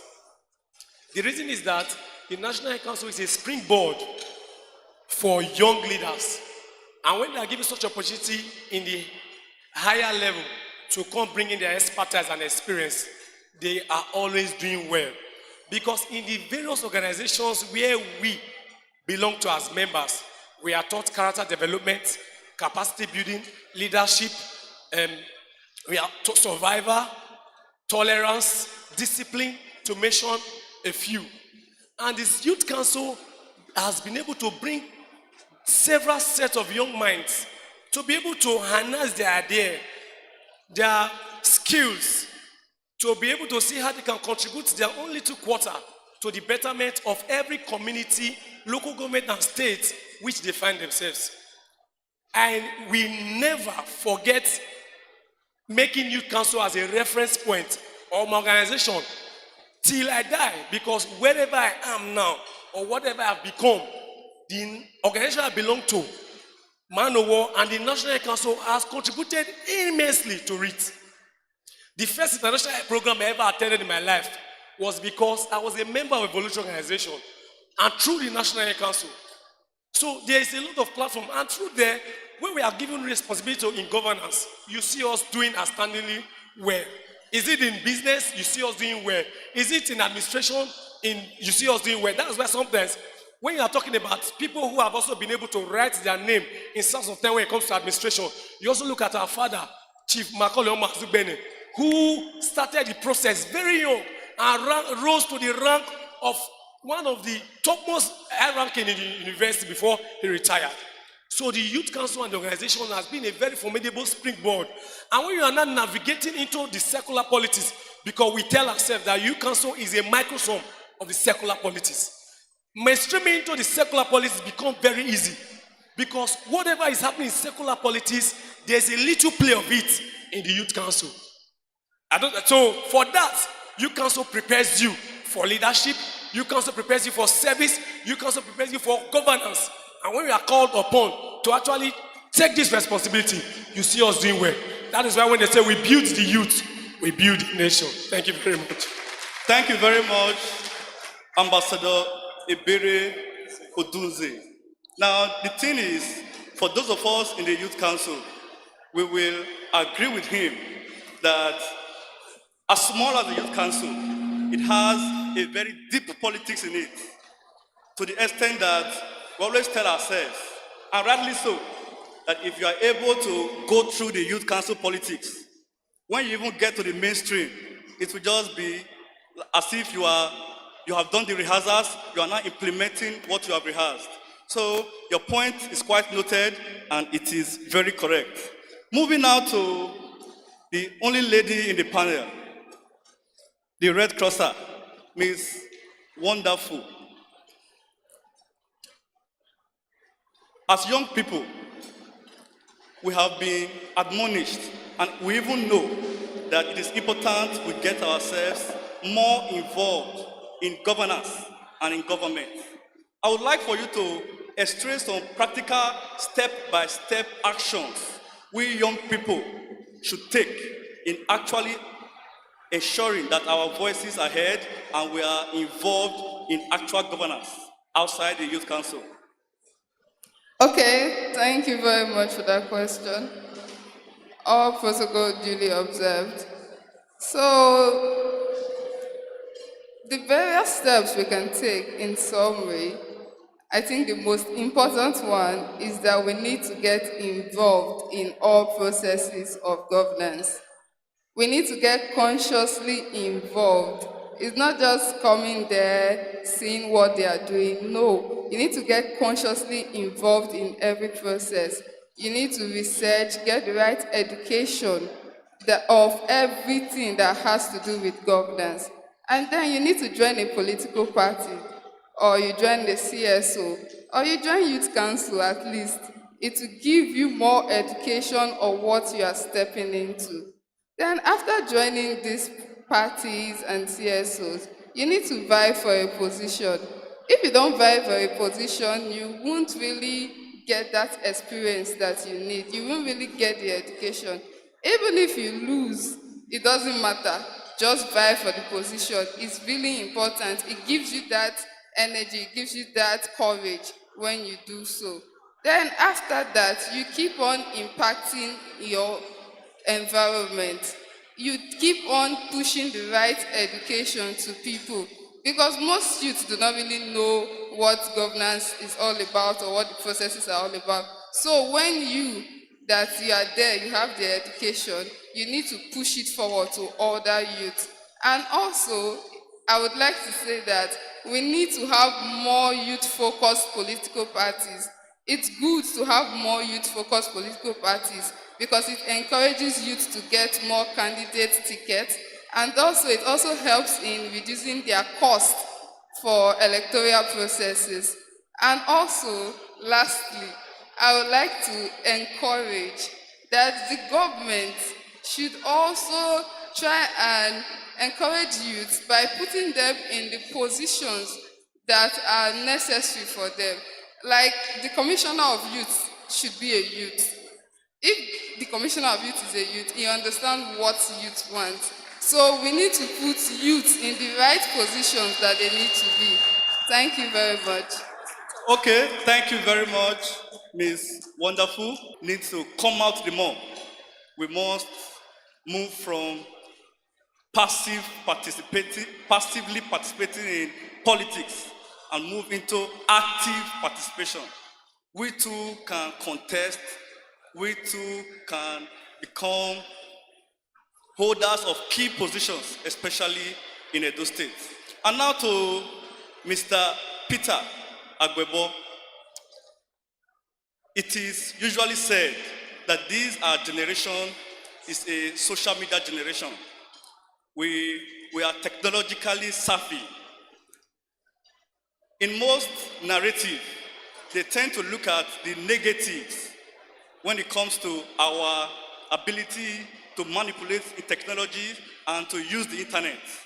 Do you think technology, as it were, and the social media can help us to be more active in the political space, and how, if you agree? Thank you very much, Mr. Isaac, for this wonderful question. First, I would like to stand on the already existing protocol. To me, this is a rare privilege sitting with Mr. Governor to actually have such interaction. You know, we really cannot undermine the digital world. A lot of advocacies have been achieved with social media advocacies. And the Edostate of then and the Edostate of now can be seen with the digitalized transformation of those in leadership. I wouldn't want to speak or to direct my statement to Mr. Governor, but rather let me direct it to his administration. As young persons, it's an advantage for us to understand the integrity on how to make use of social media in driving advocacies that are positive in actualizing youth involvement in governance. Gone are those days where we keep saying that youth are the leaders of tomorrow. Even at the point we started saying that youth are leaders of tomorrow and partners of today's leadership. It is a practical way of trying to procrastinate the youth involvement in leadership. Those are now outdated scenarios that were created by our leaders to actually cage the youth. Because we must acknowledge the fact that the word youth is a phase of life. You must pass through that phase. So what happens when you pass through that phase? So if you remember, within 2016 to 2018, social media was a very important tool that the Nigerian youth make do with in advocating for the youth, for the Not Young to Run bill, which is the age reduction bill. That was achieved not only via advocacies on a physical note, it was also achieved with social media activities that were done at a national level to state level. Even in Edostate, we are so happy that Edostate House of Assembly was one of those states that actually voted yes for the age reduction bill. And we know several groups in Edostate who did that advocacy. Many of them advocated for that bill via social media. Then Facebook was a very, very important tool for us. We also remember the game changer, the NSAS saga. A lot of persons who joined the NSAS protest actually joined from the social media platform. That to the extent the then owner of Twitter had to give us a special logo for the NSAS protest. So it shows that the power of social media can never be underemphasized. I think as young persons, we should see how we equipped our skills on tech-related knowledge. You go to those jobs, for example, a lot of computer trainings are being done on IT related and all. We need to get involved because, as Wonderful rightly said, being involved, you must be prepared. And being prepared, you must have self-development. If we are given opportunity, take for example, like we have the honorable representing the people of Ego, local government area, a female who is 28 years, according to INEC report. She is 28 years. If she was not self-developed, I'm not sure the party would have given her that support. Okay. And I'm also not sure the people of Ego local government area, which I represent, would have also loved to give her that support during the election. So social media, Mr. Isaac, is an important tool that we can use in driving advocacy. Lastly, we actually did advocacy in 2020 before the constitutional review that was done in Asaba for Edo and Delta, supporting the advancement of gender equality bill. That advocacy was driven online, especially on Twitter and Facebook. So we really cannot stop or play down the importance of social media in youth development and youth participation in active leadership. So, all right. Thank you very much. Thank you so much, Mr. Peter Agbebo. We agree with you that as young people, we should take advantage of the social media to get ourselves involved and also get our voices heard. I'm sure you know that our governor is a digital governor. He has so many social media handles. He goes through all the things we put on social media and he's following up. Please let us give a round of applause to His Excellency, the Executive Governor of Edo State, for being a digital governor. Thank you very much, sir.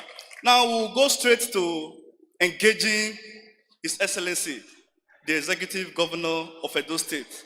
Like one of the keynote speakers rightly mentioned, the best person that can represent you is yourself. He is here with us. Our questions are here, and he will be the best person to give answers to those questions, especially on matters that concerns governance and the youth of Edo State. We will now take maybe a very few questions from the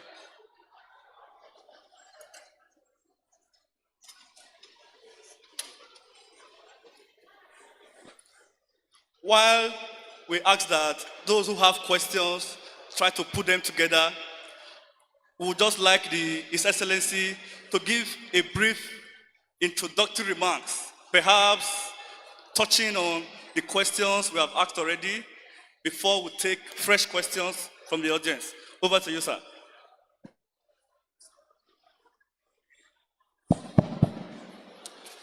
Great Nigerian youths, greatest Nigerian youths, thank you very much. Can you hear me at the back? Can everybody hear me? Okay, first, let me thank the new chairman and executive of the Nigerian Youth Council and congratulate them on their successful inauguration this morning. I am indeed very pleased with what I have seen here today.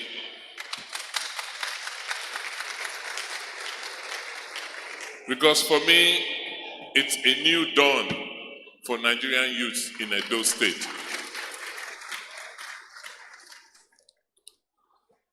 Today is very important and significant for us as Nigerians. Because many young people here may not know that June 12, 1993 redefined the course of our history as a country. That date ensured that we as Nigerians began to take democracy very, very seriously. So as we celebrate Democracy Day, we should not forget what Professor Iriagbe said, that we cannot take democracy for granted, and we should not expect that democracy is perfect. That every nation, every people who practice democracy, for them, democracy is still work in progress. The other thing you must know is that for us in Edo, June 12 is also very, very important, because about this time, June 12, 5 years ago, somebody who did not go to school disqualified me undemocratically from being governor in a political party. So it's June 12 has a double importance and significance for me as a person. So back to the issues of today. I want to say that what I have seen with the National Youth Council gives me hope. Because when the matters concerning your elections was brought to my attention about 6 or 8 weeks ago, I could see a group of young Democrats who were arguing for one thing and one thing alone. For them, their argument was, please let us have democracy. Let us have proper elections. And so I called everybody involved and I said, go back and have your elections. And I'm glad you did. The elections were peaceful and you resolved your issues. There can be no greater test of democracy, because you cannot talk about democracy. Let me just comment on the points that the panelists have raised. What I got from their responses were the following. First, let us talk about leadership. How do we begin to train people to be? How do we ensure that people participate in governance? And it doesn't start at the top. It starts at the bottom. It starts from the schools. So whatever we're doing in the Youth Council, you must understand that you are the grooming stage, the grooming ground for a process that should have started earlier. So whether you are Scout, you are Man of War, whatever groups you represent, you must make sure that at least at JSS 1 level, your associations or your organizations begin to take roots in our schools.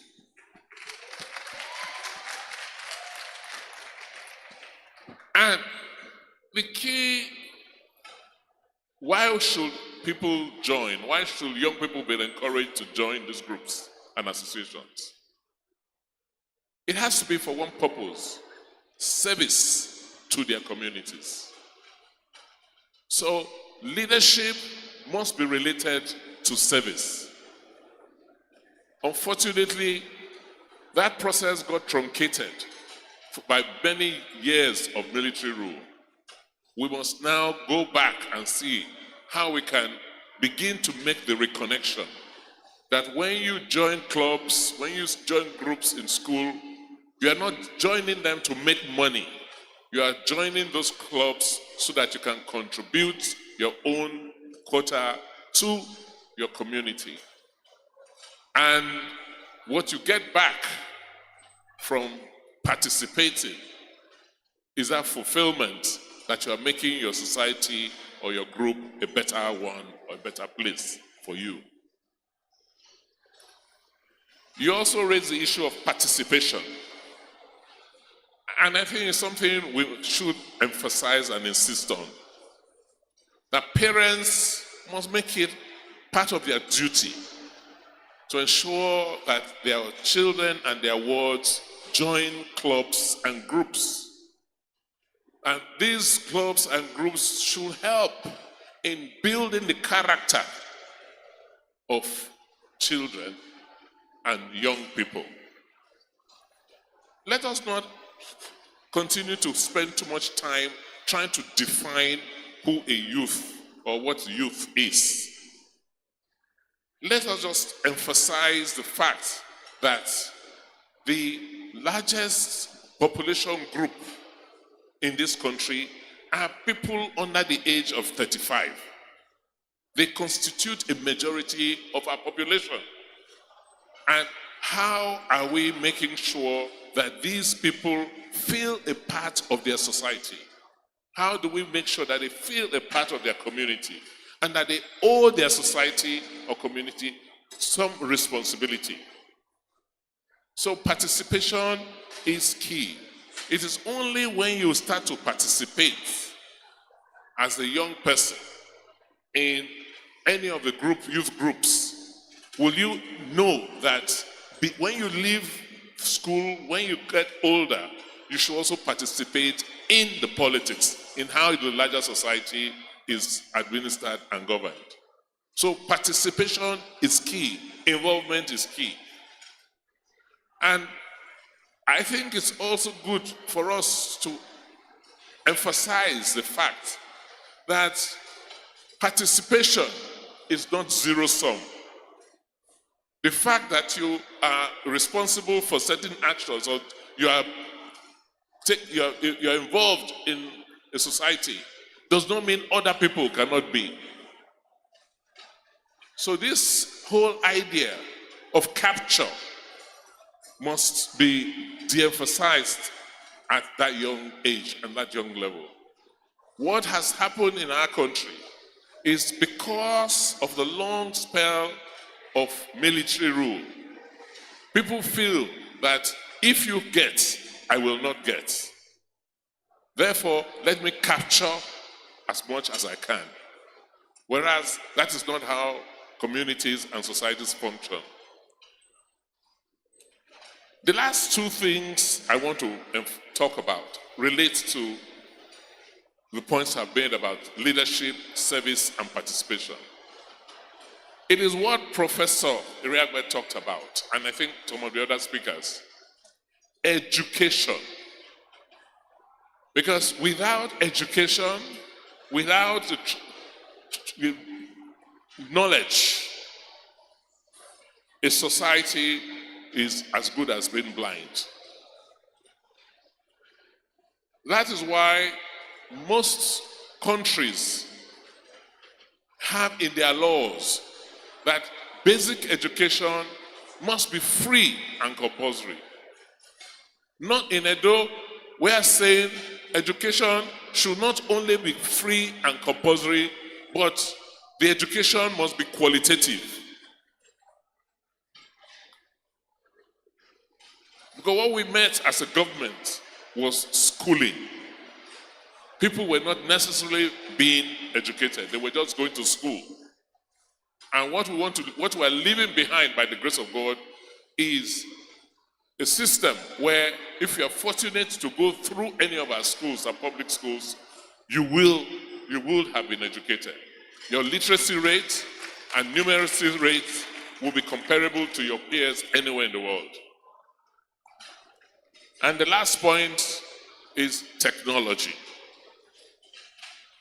Without technology today in the world, you cannot compete.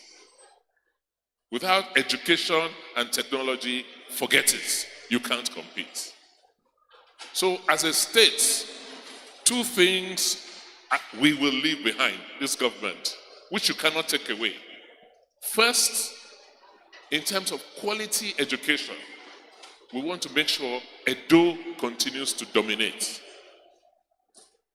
We are not just satisfied that we have the least out of school children. We will look for each child that's not in school, make sure they're in school, and make sure that they are properly educated. Secondly, we will make sure that we saturate Edo with internet connectivity. For your information, once you step out of this hall, outside in that lawn, you have free internet connection.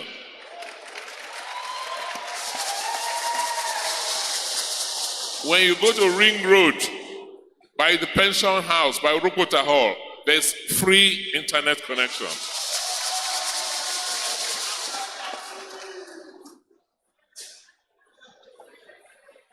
If you go to about 5 other locations, and they are going to let you have them. School of Nursing, around the Sapler Road, we have free internet connection. If you go to the Civil Service Commission, around Palm House, we have free internet connection. If you go to the John Odige Oyegus Public Service Academy, you can connect free. And we are going to be opening up more and more spots around the states where young people can go with their laptops, with their devices, and be able to connect freely and surf. They say, why are you doing this? Are you not encouraging those boys who do that business? I said, no, they are not in the majority. The gains will outweigh the few who use the internet negatively. So we are not only connecting the cities digitally, we are connecting every local government in Edo State. By October this year, every local government headquarters will be connected with fiber. And by the grace of God, by the time we are leaving office November next year, every school, every primary health care center will have fiber connected to them. So we believe that by building this infrastructure, you'll be getting Edo ready for the 4th industrial revolution. That you'll be equipping the young people to move out of their shell today, to stop looking at jobs as government, the jobs that government creates, but to begin to do things for themselves, to be able to work from home remotely. People say, oh, why are you having a 3-day work week? Why are you not, would productivity go down? We said, no. We're saying for 3 days in a week, you don't have to physically leave your house. But the whole of Edo State civil service and public service platform is now digital. I approve files online. So you don't need to be in the office physically.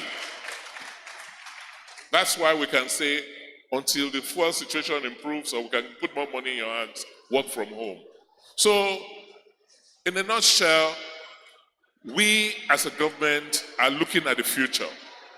We're preparing Edo for the future, and you, the young people, are the owners of the future.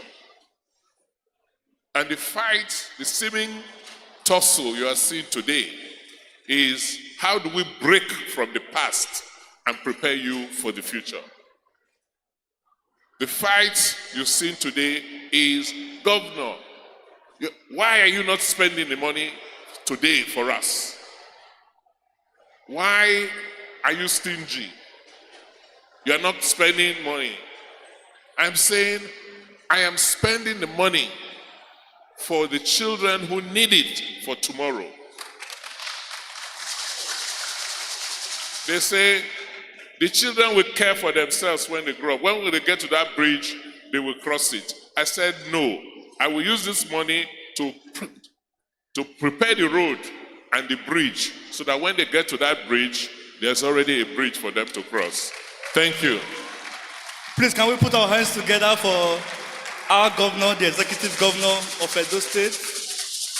Thank you very much, sir, for throwing light on the topics the panelists had earlier talked on. I was particularly delighted when His Excellency talked about connecting major facilities in the city with internet access.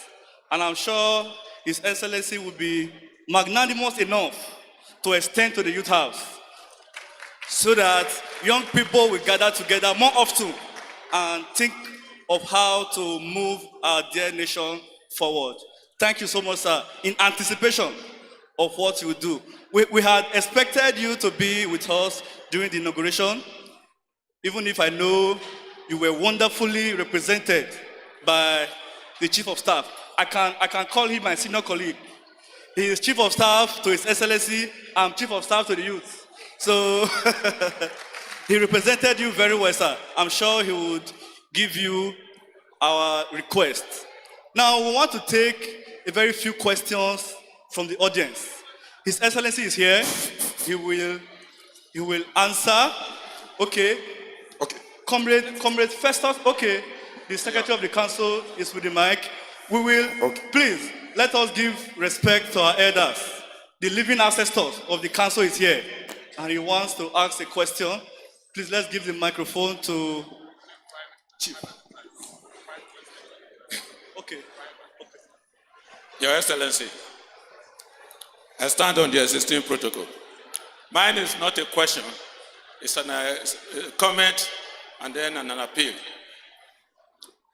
I listened to my good friend, Professor Ragbe, talked about the youth being in governance over the years, and he made reference to Edo, Delta, and the rest of it. There's a world of difference between a trained youth, an organized youth being in government, and an unorganized person being in government. He will know. We always say that, did you pass through the university and the university passed through, or you just passed through the university? Just imagine if a member of the youth council and a member of a voluntary organization is appointed commissioner for youth. Don't you know that person knows what to do? He wears the shoes, he has worn it, and he will know how to fix things. But when you put round pegs in square hole, there will be problem. So it is not just sufficient to put young people in government. Let the right persons be put in the right positions. I know politics will be there, but we need to also have this in mind. On the point of departure, sir, I want to make this appeal. The executive that was sworn in today, they are very young persons. They have not worked before, but they have enormous responsibility thrust upon their shoulders. My appeal is that this executive should be trained. If you can give an executive of that, let them be trained at the John Oyegun Academy. Then we can expect them to deliver. It is if you don't equip somebody and you send him to the field, he will not perform optimally. But if the person is well equipped, then he can give you the good results. Thank you very much. Thank you very much, sir. Thank you very much. The questions are well noted. We will take 5 at a time, then His Excellency will respond. If we still have time, we'll take more. Yes. Build the youth. Build the nation. Build the youth. Build the nation.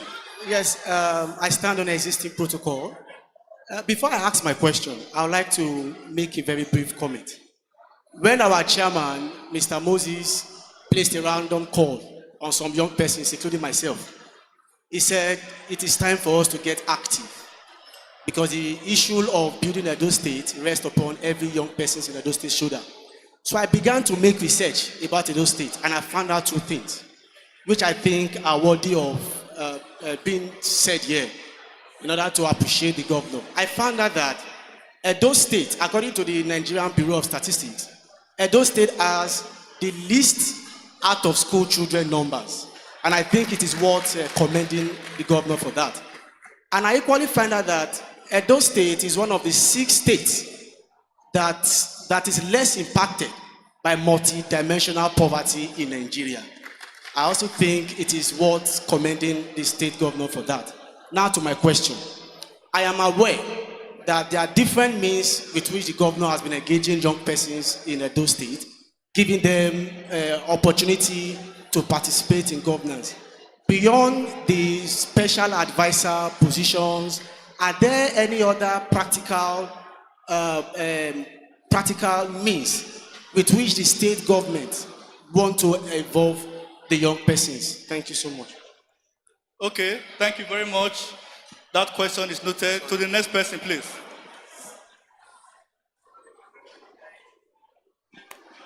Build the youth. Build the youth. Especially, I want to thank our governor and the panelists. When one of our speakers here was talking, he said something. He said, we've moved from BS to AS. That's before subsidy and after subsidy. And I want to ask, what are the ways the government is using, what are the ways they are using to help cushion the effect of subsidy on the youth of Edo State? Thank you. Okay. 2 more before we allow His Excellency to respond. Please, let's do it very quickly. Standing on the existing protocol, His Excellency, sir. I'm Isaiah Susa Frida, the Vice President of National Association of Edo State Students. First of all, sir, I want to appreciate you for the efforts that you've been making to ensure the growth and development of Edo youth. Okay, my question is, what avenue have been put in place by the government to ensure that whenever the youths are aggrieved, they can reach out to the government instead of protest and going to block the roads and the likes? Then my second question is on the Edo State Students Bursary. What are the measures that have been taken by the government to help indigent Edo State students, and also when it comes to bursary and supporting Edo State students who are unable to pay their fees and the likes? Thank you very much, sir. Thank you.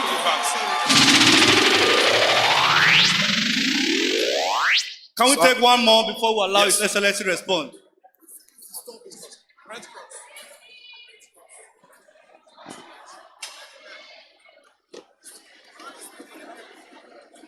I'll go forward. Please go on very quickly.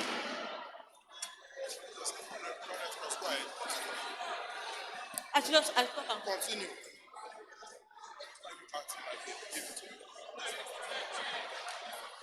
Good afternoon. I'm Chiamaya Emanuela from Nigerian Red Cross Society. My question is, today is Democracy Day. What's the agenda for youth in Edo State? Thank you.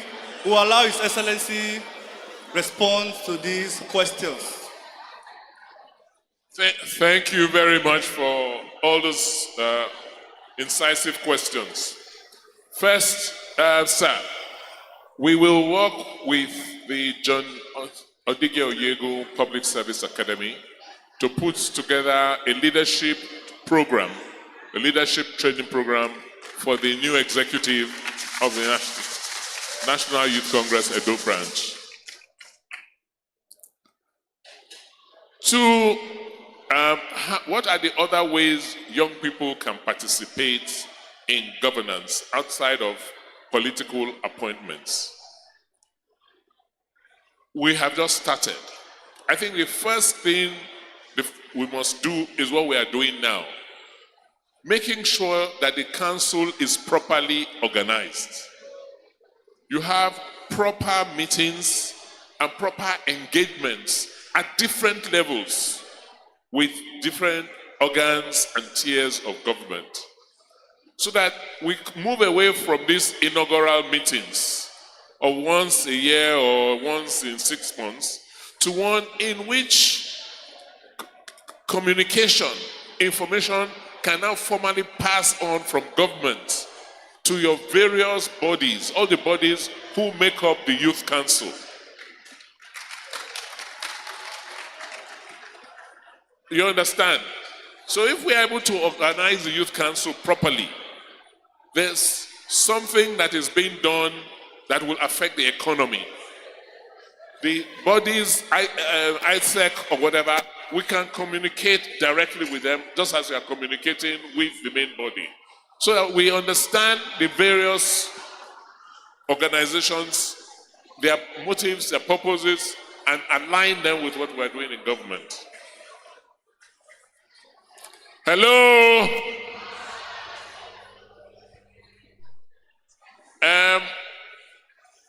How do we deal with BS and AS?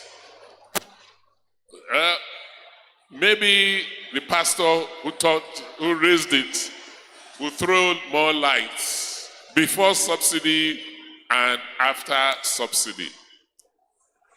We have always anticipated that one day will come where these subsidies will go. So several things, but we need a steer, a direction from the federal government. We are blessed with a lot of gas in Edo.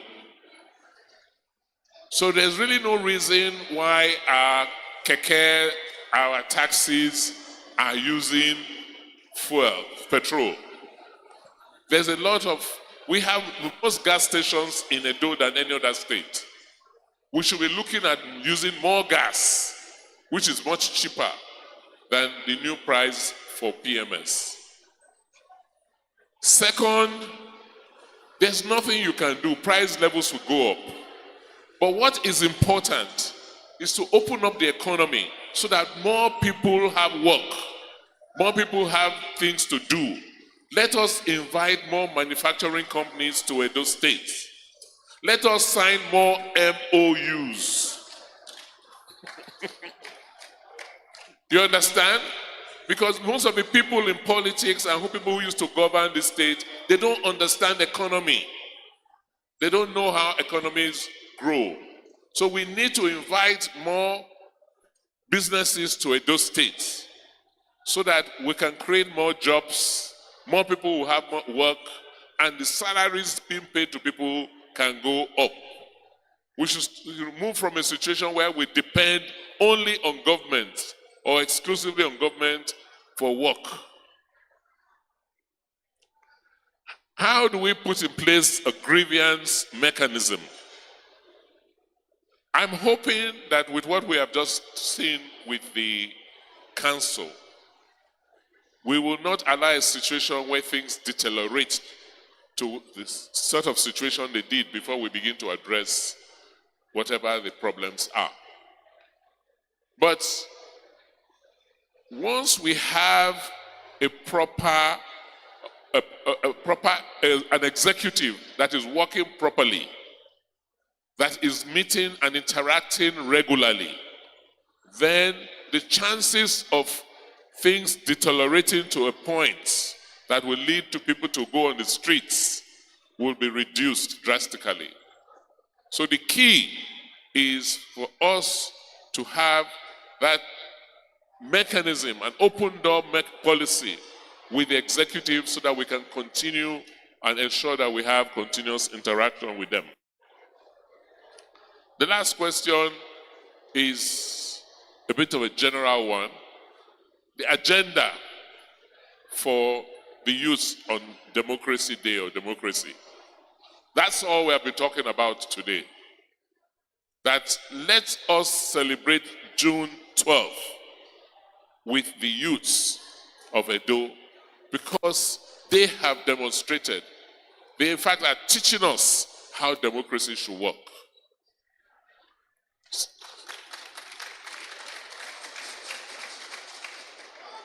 You see, most of us older ones, like Professor Iriagbe and Co., were born under the military. So when things got so bad, you'll be expecting an announcement on radio to change the situation. But 1993 to date is 30 years. That is a whole generation. 1999 to date, we have had the longest running republic in Nigeria. It has never happened in our history. So, those of you who have been born into democracy, you don't know any other way. You don't know how any other way that a state can be run, except according to certain democratic principles. So, that is why we are celebrating today, and that is the meaning of today for all of you. Happy Democracy Day.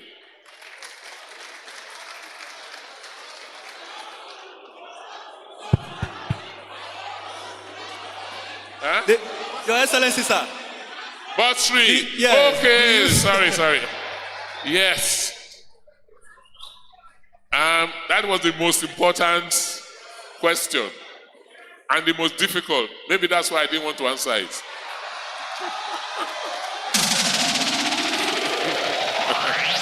Okay. Okay, you know I don't run away from difficult situations. Yes, we have to think about education financing, and we have to tell ourselves the truth. Quality education at the tertiary level is not cheap.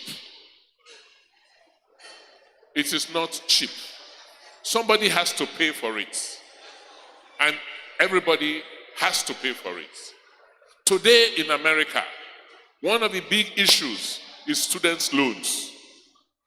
So it means that even in America, people borrow money to go to school. Government makes sure that the facilities are available. And when you finish, you start to pay back. Are we ready to do that in Nigeria? Are you ready? You are not ready. So I think that is the issue. If education is valuable and we want to receive it at a tertiary level, then we must be prepared to pay for it. However, government must work with you to make the resources available.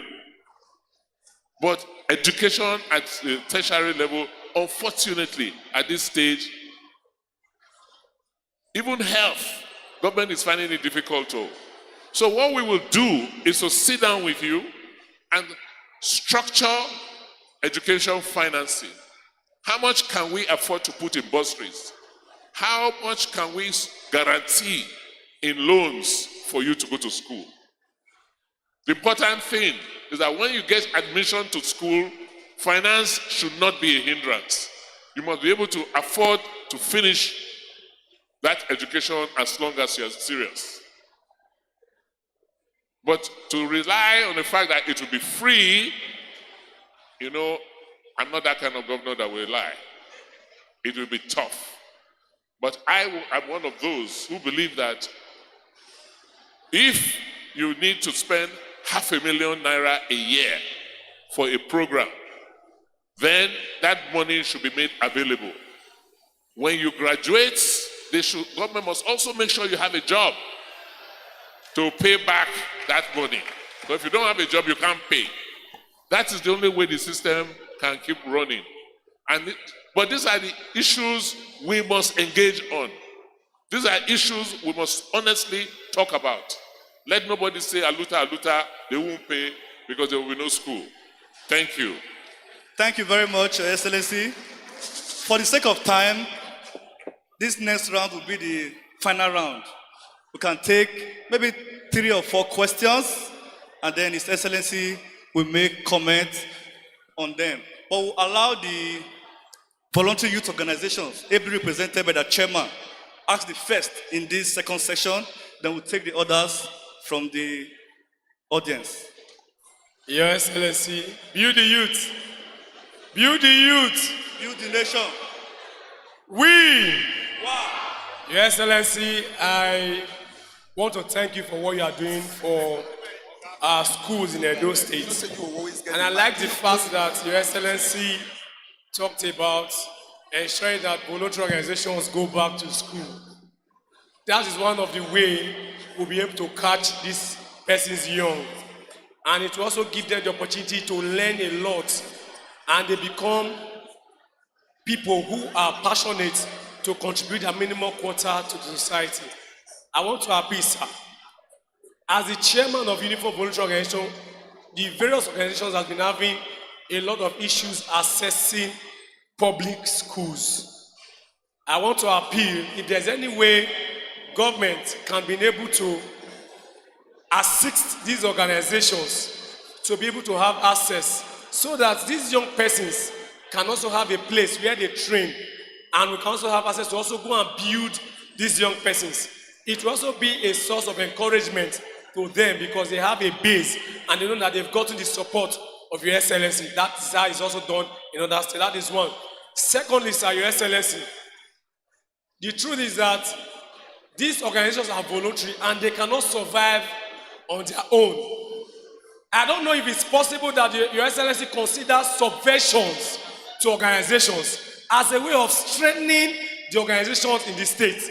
The subvention might not be too big, but whenever it comes, it will enable these organizations to also plan programs for themselves. And it will also encourage them to know that they are getting support from government. Because I know far back, if they are doing Independence Day or any program, you see all organizations comes out en masse with their uniform. The subvention can be in form of uniform. It might not necessarily be money. It can be in form of providing this uniform for these organizations so that they can also use it to equip these young persons. These are just little things that I feel is bothering these organizations that I feel we also need to let Your Excellency know. And I know that with this new crop of leadership in new council, these issues can be looked into as well. Thank you very much. We had the opportunity to take 2 or 3 questions, and he has asked more than 2 questions. So His Excellency will just... Okay. With the permission of His Excellency, we'll take 3 more. Mine rather is not a question. Solomon Idogbo is my name, former this, former that. I want to use this opportunity to thank the Executive Governor of Edo State for this interactive section. All protocols duly observed. First is an appeal. Hinging on what Odunze Ibere had just mentioned. I'm a product of the voluntary youth organizations. Macaulay Omazubene, our very distinguished father, is a product of voluntary organization. Festus Alek is a product of voluntary youth organization. However, I say it was a product of voluntary youth organization. And we are all product of a National Youth Council. I know, and my father would agree with me, that in the time past, the National Youth Council at the state level and at the local level used to have subventions. So I want to appeal to His Excellency that jinx breaker that you have been, you will break it this time. That it got truncated at a time. It doesn't matter the amount as it were, but at least let there be something to encourage the council. That at the local level, you direct all local government organs or chairmen as it were to subvent the National Youth Council at the local level. And the state chapter by the state government. It will go a long way. When you, because some of these organizations you refer to, maybe Boys Brigade, Boys Scout, Get Guy, some slogan, motto is catch them young, build the man, build the community. It all goes back to the youth and building young persons. I am sure Your Excellency, the jinx breaker, will answer positively. Thank you very much. Thank you, sir. Let's have the Scout Commissioner. Your Excellency, all other protocols duly observed. I want to appreciate Your Excellency for bringing organizations back to school. That is a wonderful one that has spread across the nation. That Edo State has approved that voluntary organizations go back to school.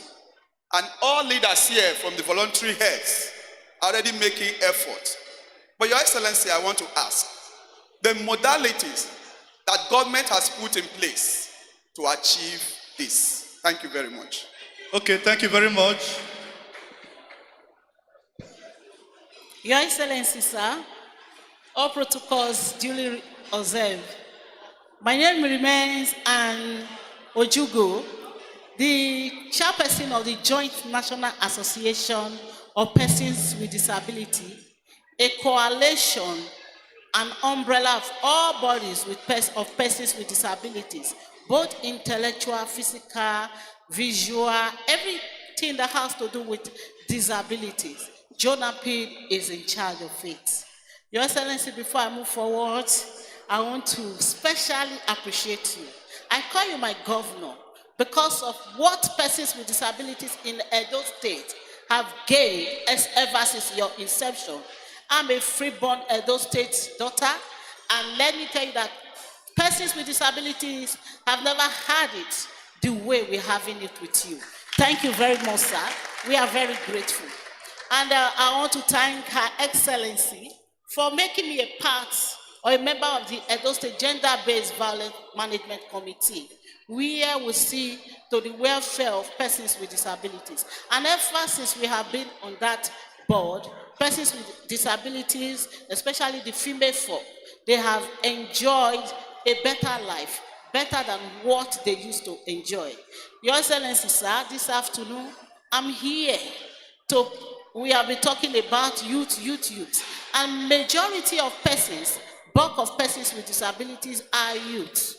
And I am made it to say that these youths, they have been backward when it comes to governance. There is no place for them when it comes to governance, appointment, or anything. Even please, today, try to tidy up. All right, please. Even the youth council that was inaugurated today, we don't have a say and we don't have anybody representing us on that council. So I want to appeal, sir, that as you made arrangements and further progress for persons youth in Edo State, please try to look for a place for persons with disabilities, so that when we are there, we'll be able to speak for persons and issues that relate to persons with disabilities. Thank you very much. Thank you, sir. We'll take one more, please, because of time. Your Excellency, my name is Dr. Ian Victrios Bem. Until my graduation, I was the erstwhile president, national president of National Association of Edo State Students.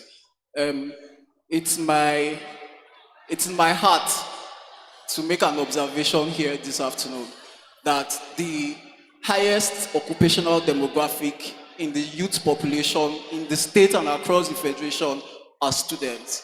And as a result, it is necessary that the students are given preference in the activities of the state. Your Excellency, since my graduation till now, the National Association of Edo State Students have had 2 different conventions to elect 2 different leadership. And just as the Excellency, the Governor of Edo State, interfered and intervened in the issues of the National Youth Council of Nigeria, I want to make a special appeal that the convention of the National Association of Edo State Students should be conducted by the government and a national central leadership elected. Thank you very much. Thank you very much. Your Excellency, sir. Over to you, sir. Thank you. Let me start with the last question. We will look at the laws setting up the National Association of Edo State Students and see whether government really can interfere or should interfere in your matters. We interfered or we encouraged the Youth Council because there's the law setting up the Youth Council is very clear on their succession management process. So we'll look at that and to see whether we can, but even if we can, we'll try and persuade you and look for a peacemaker to bring the 2 sides together so that you have a strong body. For disabled the associations that cater to people with disability, as a government, let me say this, that we are very, very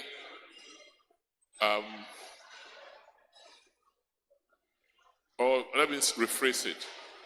One priority we emphasize as a government are issues dealing with persons with disability and vulnerable persons in our society. So we will frown at anybody, any association that is not supportive of persons with disability and women in the way you organize things. Preference must be given to women and persons with disabilities in your governance arrangement. If you do that, you get more support and encouragement from government. What is the modality for implementing this policy on voluntary associations in schools? I think the first thing we are doing is that we are undertaking what we call a policy of disarticulation of our schools. We are separating junior schools from senior schools. Up to this point in time, the policy, national policy on education, states that junior schools are part of basic education. So you have 6 years of primary, 3 years of junior, and 3 years of senior. Unfortunately, most of the junior and senior schools still operate in the same premises. Meanwhile, the teachers in the junior school are the responsibility of SUBEB, while the teachers in the senior schools are the responsibility of the state government. So we are trying to streamline that so that it becomes easy when you are introducing things like voluntary association. You know the target class at where you will introduce it. You teachers that will be responsible and those who will now interact with the associations. That is how, those are the modalities we are working on. So just give us a few months. By the beginning of the next school year, things will be much clearer.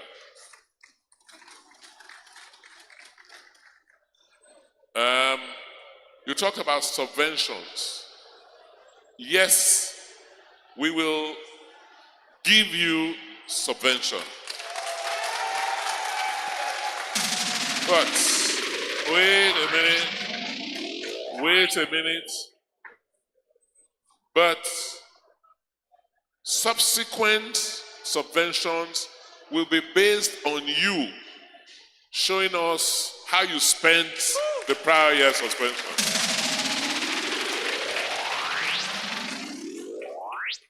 We will also encourage the local governments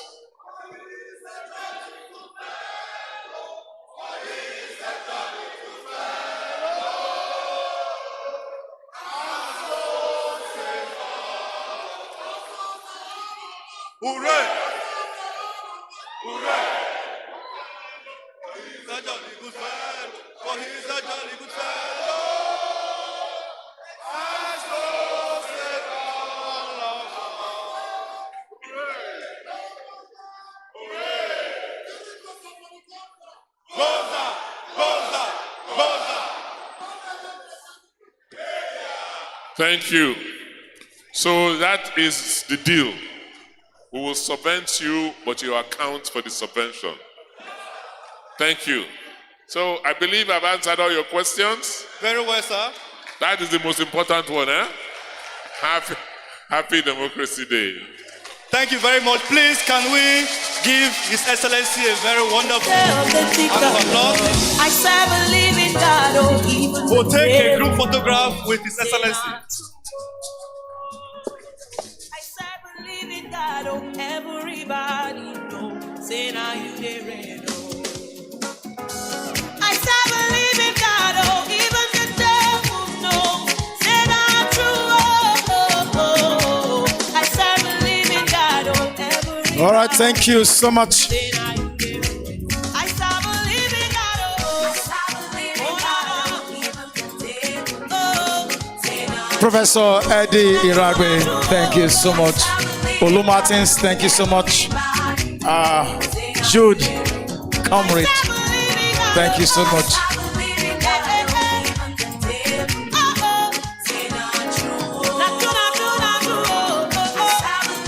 Honorable Agarese Idubo, thank you.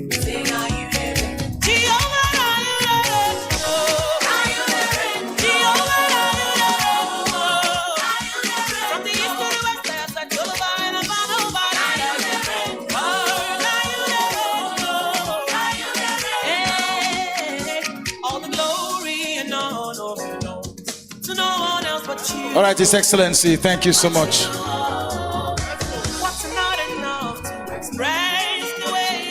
Thank you so much, His Excellency.